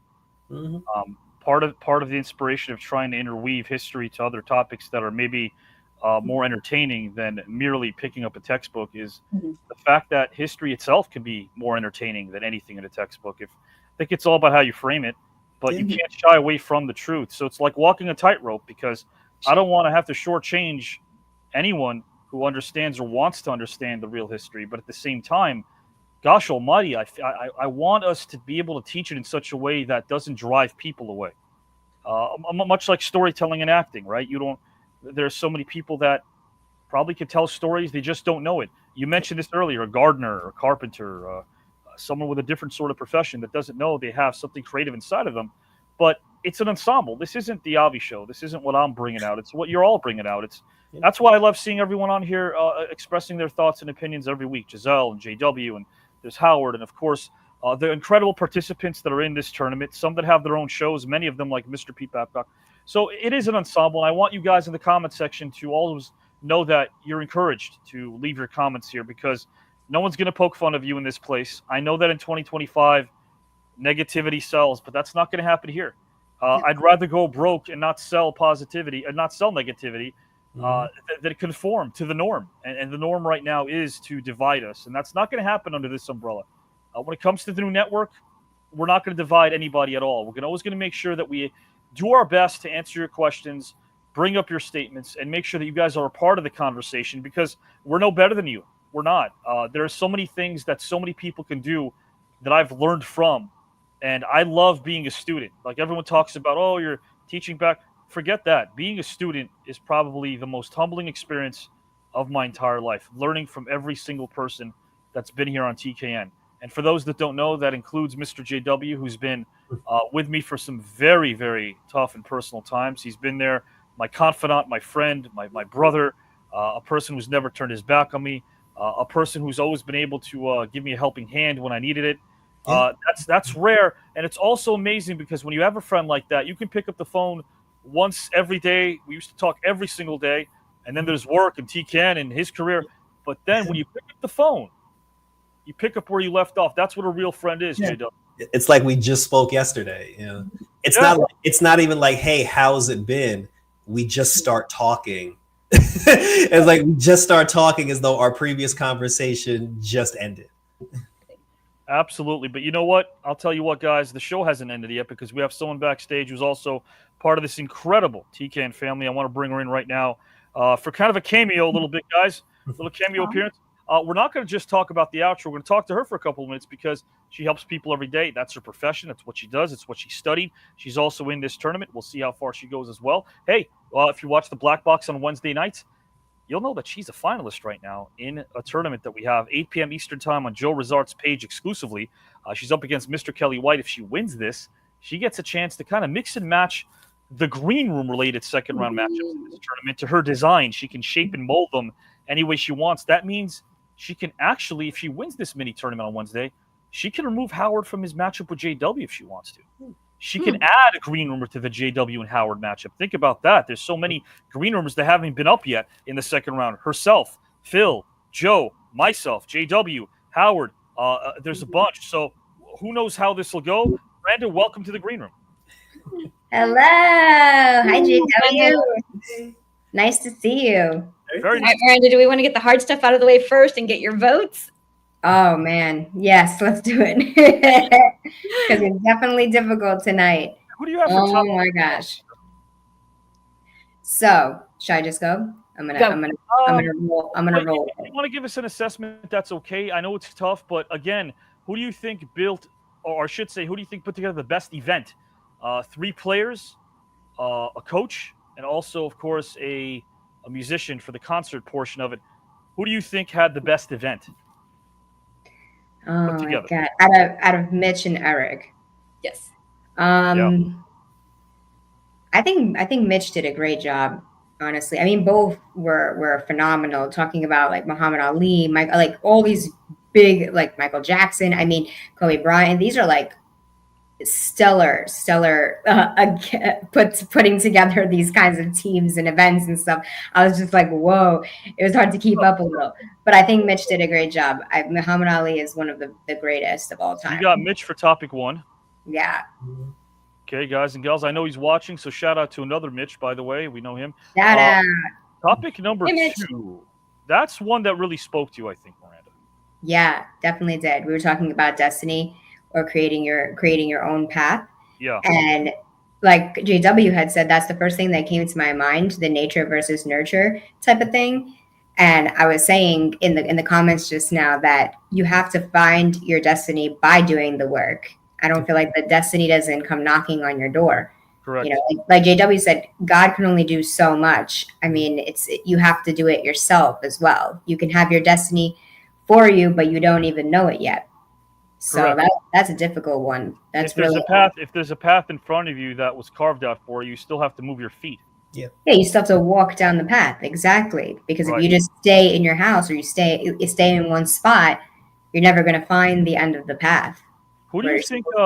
It's tough. I know we always say that, and that's really what makes this tournament so grand. Is the word easy doesn't win ball games. At the end of the day, no one's upset if they don't advance. No one's upset because we're learning and growing from each other. This is a place where strangers leave as friends. That has happened. It's going to continue to happen. But that's what makes the competition part of this so beautiful is that there is no ill will. That being said, everybody wants to win. People have their game face on. Miranda, who do you think won the second topic? I think I liked when Eric said that you have to expect the unexpected. That really spoke to me. I would have to go with Eric on the second topic. This thing seems like it's down. God almighty. It's like Eric, Mitch, Eric. Yes. Yes. Are we getting, is it close? It's as close as watching a series that happened 25 years. It's almost like the Blazers-Lakers series of 2000, JW. You remember that one, don't you? Yeah, we don't talk about that. You remember that? We don't talk about that one. Remember that one? We're approaching the anniversary, the 25th anniversary. Not all. Not all history needs to be relived. Oh my gosh, we were up, guys and gals, until we weren't. And he's still talking. Yeah, but you know what it is? I got to vent. It's good to vent, right? Yeah. Avi. Yeah. Let me give you a quick trivia question. Sure. Because since Eric picked the Notorious B.I.G. as his performer, yes, and Mitch picked Michael Jackson for his performer, right? Both Michael Jackson and the Notorious B.I.G. actually did 2 songs together. Ooh. Do you know the names of those 2 songs? Yeah, this time around. That's one. What was the second one? And by the way, that was like a single that they released. Yeah. What was the second one? About that? No, am I right that I think that was a single, wasn't it? Yeah, I believe so, because he had like 9 singles for that for that album. But B.I.G. also did another song with him on the same album. That I one didn't even know that. familiar with. I know it's Unbreakable. I've heard it a few times, but he collabed with him on Unbreakable also. Yeah, there you go. That's a good why question. the professor. No, that's a good question. Unbreakable. This time around, I think it was also the first time Michael Jackson cursed in a song too, which was fun. Oh, no way! I have to listen to these as soon as possible. This man over here, and we're live. And by the way, thank you to Progresso Soup, our sponsor. We appreciate them. We are a national sponsor. Thank you, Progresso. I'm going to say this live. Thank you to the NBA. Thank you to Mr. Antonio Davis. Thank you to those who are watching right now. When it comes to that big old streaming service, not in the sky, I do not lie. They're out here somewhere, and they're watching us, giving us a shot. We inch closer and closer. It's a marathon, but we're going to keep chugging away until we can reach even more. But I say that publicly because I want to tell everyone that I don't talk about myself being in this tournament often at all. But if I were, and I am, if I were to face a JW, God almighty, I would be shaking and quivering in my boots. Nobody would know that. But this is a man that is very astute. I say this because when you see JW, it's quite the treat when you see him on screen. So right now, as you're seeing him right now, live, understand that this is a guy who's well-versed on many different topics. Philosophical. Yes. We could talk sports, right? Music, as he's just showing us right now. So all I'm going to say is this, Miranda, I'll go back to your question. I'll go back to the question I asked you. If you do make sure that no matter what, if you beat Kelly Watt on Wednesday and the matchup between Howard and JW remains intact, Howard, you are in trouble. Oh. You are in trouble. And not to mention, as you can see, JW's got a pretty stoic demeanor because there's more to this story than meets the eye that will unfold in the late spring, early summer. Because I don't necessarily think this is just going to be a match. We haven't seen JW in a while. There's a reason. That story will be told as well. I implore all of you to respect the fact that JW is not getting into the nitty-gritty right now. We appreciate that he's being... Now, JW, really quickly, that's pretty hard to do, though, right? You're a professional. Yeah. You remain very tight-lipped about this. Yeah, I mean, especially when his name keeps popping up in the comments section down below. But, you asked me if I could, come on and judge tonight, so they said I did it for you. Yeah. And hey, you never know. You advance, you might be facing a Mitch Richmond or Eric Gordon. And guys, I say might because right now, if we can, I think it's a humble and a simple thing to do, but classy. So as I announce the winners, if I can ask the panel, a little round of applause to the winners as I announce them right now. Guys and gals and pals, it only happens in the 11th hour. The 11th hour gives competitors a chance to get into this current second round that's still going on. Last week, we saw Muggsy Bogues getting eliminated. That's how tough this tournament is right now. So guys, in the 11th hour, ties, they do count, not in round number 2. But for now, for the time being, let's give it up for both Eric Gordon and Mitch Richmond. They both move on to round number 2. You will be seeing them again. And if they win their second round matchup, you never know if JW, maybe he'll face an Eric Gordon. Maybe he'll face a Pete Babcock. Can you imagine JW? Oh, that'd be so cool. I mean, gosh almighty, that's the professor right there. I just have to stay away from Kid at all costs. Oh my God, JW guys, also, he and Christopher Kid Reed. You know what's funny? As of now, we haven't seen Christopher Kid Reed in round number 2 yet, but I talked to him. He's ready for his matchup. I know who he's facing. JW knows who he's facing, but how about this? The one person in that match, originally in round number 1, that didn't win is in round number 3. That's Courtney Gaines. He won his match months ago. He's in round number 3 of this tournament. I remember him telling me that he wants JW because, he only beat him by 1 point. And he goes, I want to make it decisive. JW, I know it ain't personal. I get all that. But what do you say to that? No, I mean, I appreciate the competitiveness, and I'd be lying if I said there isn't a part of me that would like another crack at that just for redemption purposes. Sure. I mean, he won fair and square, but when you said the final, like when you said the final tally, right, the shock was like written all over my face because there were two topics where, like, in my mind, I thought he was buried. Right. You know, and I was like, kid is kid. You know, his personality is larger than life. Sure. I said that's fine, but I'm focusing on gains. And, yeah. And it's like getting to the finish line, but just not being able to cross over. So, guys and gals, Not over until it's over. Yep. Not at all. Mr. JW moves on to round number 3. Who knows who will gain advantage if he does face Courtney? We'll see. Mr. Angel Miguel Torres, thank you for joining us tonight. You are awesome. Keep joining us as well. Willie Wilson, all of you guys and gals and pals, trust me, I'm not speaking for Giselle, JW, Miranda, but I think we can all agree on the fact that they drive us. Everyone in the comment section drives us. It means a lot that they give us the support that they do. That's pretty sweet. Guys, you're going to be seeing JW as well. We're going to be cooking some stuff up. I got some cool ideas. Again, a man who has his own talk show under this umbrella. They're going to come back as well. And trust me, you'll get the name of his show. Trust me, you'll get it right. There's a lot of cool stuff this man does. It's not just traveling around and talking to people in conventions. He talks to the unsung heroes. He makes them feel really good about themselves. He lets the world know what the unsung heroes do to contribute. People that we don't think about, people that we should think about. That's what this man does. And of course, guys and gals and pals, Miranda, she has her show. This is a show that's so interesting because I've known her for almost 10 years now. For almost 10 years, I've known this young lady. And I have to say this right off the bat. Someone who's probably one of the sharpest human beings I know, as quick as a thumb. I mean, she has done so much stuff.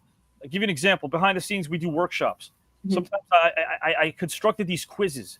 Both she and Giselle in these quizzes in record time. That's how fast the Green works. And if that's not enough, guys and gals and pals, she once hosted an entire episode of The Green Room by herself. It was comedic by nature. Not that I hate you. That's a Naughty by Nature reference. We'll see Tresh pretty soon. I'm going to tell you right now, guys, she's a player. She could win. If Phil does face her, Phil, you might be in trouble as well. And Giselle, of course, is a third rounder. So, hey, guys and gals and pals, I'll ask JW and Giselle and Miranda to stick around right now on screen as I play the outro for next week's match. The show. We'll close out the show. Of course, guys, we're all going to watch silently. We're not going to say anything. We'll watch. And I'll give them solo layouts so they could react non-verbally to what they see in front of them. Maybe a nod, maybe an intimate, intrigued look about who they're seeing here. We don't have many more matchups left for round number 2. And unlike round number 1, you don't have to wait as long between rounds. When round number 2 is done, we're getting right into round number 3 in the summer. I trust me when I tell you that. And still some of the biggest names in round number 2 to come. You'll see some of them in the outro. So guys and gals and pals, thanks you for carving out time and giving us yours on this Saturday night, the 1st of May. May's a pretty big month, guys and gals and pals, especially towards the end of the month. Maybe one of these green rooms over here that you see on screen might have a little celebratory episode dedicated to them. You never know. So, guys, please enjoy. And, of course, I'll bring Howard there. I'm sure he'll love it. Guys and gals, enjoy the outro.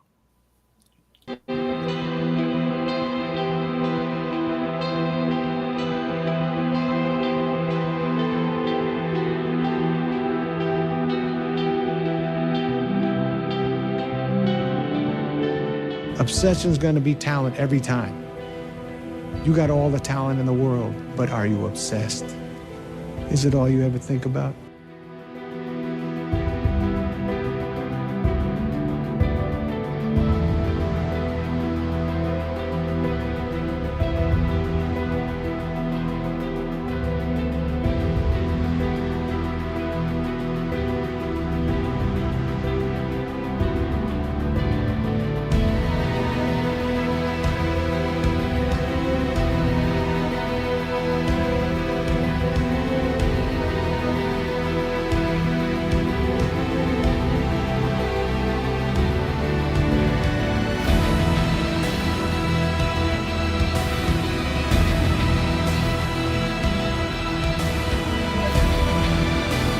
And I know a lot of my peers who were child actors didn't do so well, some better, some worse. And I had a lot of opportunity to falter. I stepped away from the film industry for a very long time. Filming New Nightmare was my favorite project I think I ever got to work on. Just being 7 and being in a Freddy movie was incredible because Freddy was kind of like a pop culture superstar superhero at the time, which is weird because he's a movie monster, a horror icon. I had never even seen any of the movies at the time when I auditioned for it, but I knew exactly who he was. He was everywhere.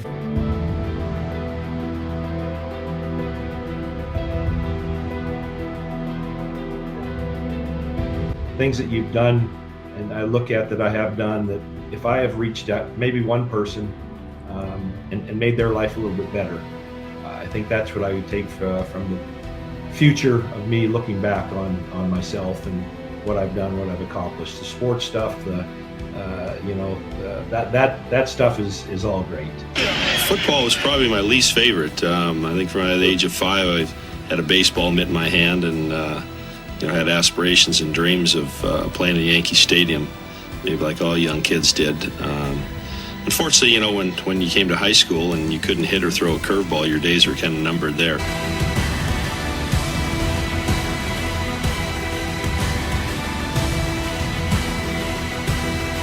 I think technology, as far as giving you more knowledge than you ever would have had, with us just watching the news, looking at the newspapers, reading what you can do in books, you could really see what's going on through the whole entire world. Yeah, we know what we're doing now. Right. Man, just seeing the people, just their reactions to you, and the majority of them now, if they ain't our age, they ain't never seen us before. Right. In Harvard, the kids was like, and knew the songs, I was like in my head, great parenting.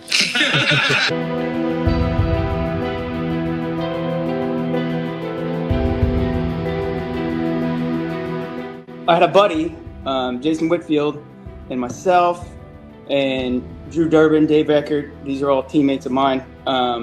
He was from Michigan, and we all had a pact. We were all going to go to the same college. Unfortunately, he ended up dying in a motorcycle accident before he even started school there. It was devastating for me. Ironically, it changed my life's direction.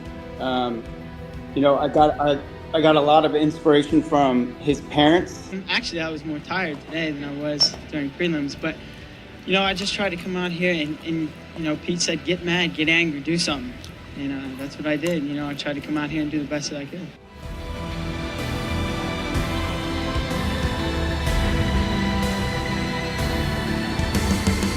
I gave up everything. I didn't go to a restaurant. I didn't do anything, but I had a job as a messenger, and I would practice that in my cards, doing voices and speeches. And then I was in the Groundlings Sunday Company, and I'd spend the other 8 hours a day rehearsing and writing. And then 3 years later, things started happening. And that's when I got Saturday Night Live and everything else. And at the same time, he submitted me for Saturday Night Live because he goes, Lorne Michaels, they're looking for new people on SNL. And I said, well, I said, yeah. He goes, I want to, submit your tape. I go, oh, you're ridiculous. He goes, no, really. And he kept talking about Saturday Night Live. I said, hey, Mike, I have a better idea. Why don't I land on Pluto?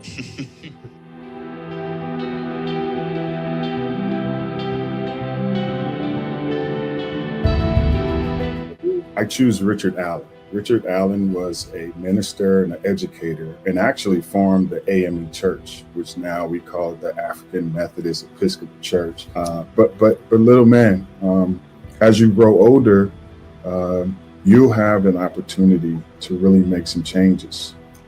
So I would tell you, young man, I come all this way to tell you a secret. You're gonna build something. You're gonna build something super special. When you hear music or you see someone helping someone else, when you hear a little kid speaking out, I want you to smile. That means the house is growing. That means the church is alive. That means things are happening in the community.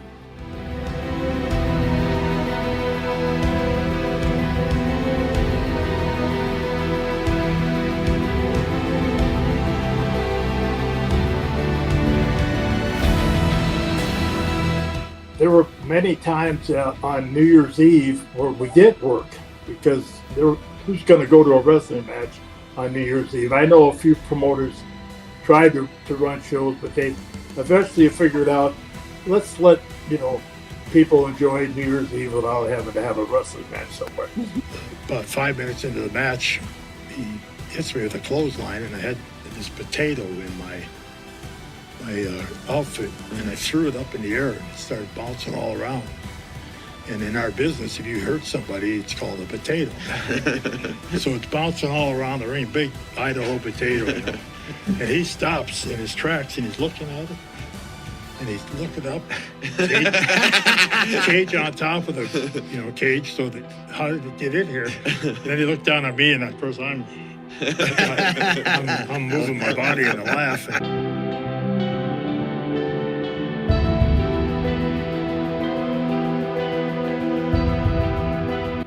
Man has even used, if you look at things right now, how he uses religion to control the masses, how he uses the media to control the masses. Jonathan Chokesman just got through talking about, I don't want to say the wrong thing because I might get canceled out.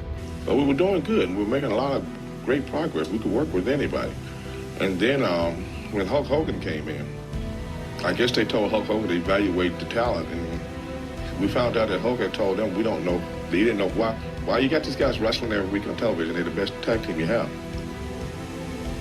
And then after that, they started giving us a push.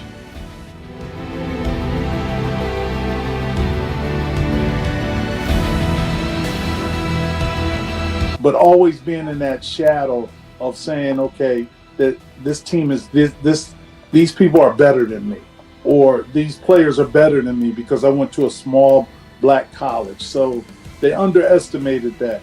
And hearing Merle's story about having the visual boards up there, mine was never to make it in the NBA. Mine was to make it to help my mother. Every time I walk out, it's like I'm proud of Detroit. Not like I was thinking back when I was younger, but I'm thinking every time I'm there, it's like, this is the fabric of our city, and it's like the bad boys, because we worked hard. We weren't as talented as everybody else, but we were just as talented as a group.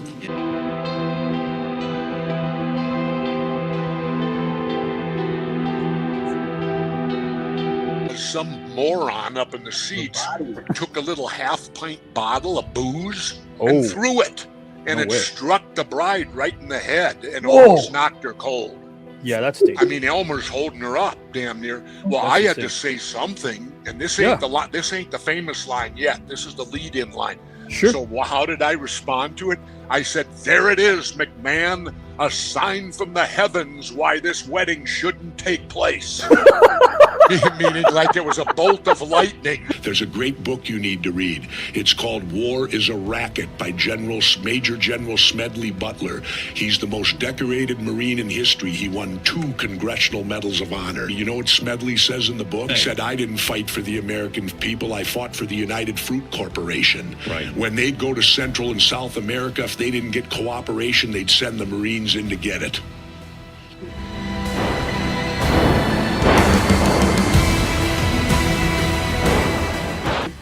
And telling him like, hey, I'm sorry that nobody's paying attention to you. I don't know how serious his, words were. Maybe he was gonna hurt himself, maybe he wasn't. But I just wanted to make sure that he was all right. So I sat and talked with him for maybe 15 minutes or so. Mainly he talked, and I just sat there, I listened. The one song that I would choose to talk would be for my friend Kirk Whalum. I know you guys know who Kirk Whalum is, and the song of it is called God Must Have Spent a Little More Extra Time on Me. If you get a chance to listen to that today, it inspires me, and I've used that with even kids that like jazz. So because the old heads, they had all kind of tricks. They would lock your arms under, they would push you. And the thing was, what I learned early was, if you lost, your team lost, you had to sit on the side, and there were already 3 other teams in line to play the next game. This film has so many connections, even including with Halloween, where Dr. Sam Loomis is the name of her boyfriend in Psycho. And it draws to because they had been the subject of a comedy, they couldn't make straight monster movies anymore until the 50s, where they started over with Preacher from the Black Lagoon in 1954. So my Desert Island movie, the movie I feel is the most rewatchable and the movie probably most responsible for the direction my career took, is Abbott and Costello Meet Frankenstein. After a while, we'd start to talk about the frustrations of, John Carpenter not being able to do his own thing in so many years, and bitter about Hollywood and Toby Hooper never getting a shot to really show what he can do these days. What is good leadership? For me, it is selflessness. It is selflessness, and it's being able to reach in the dark and inspire someone when they are surrounded by fear and anxiety.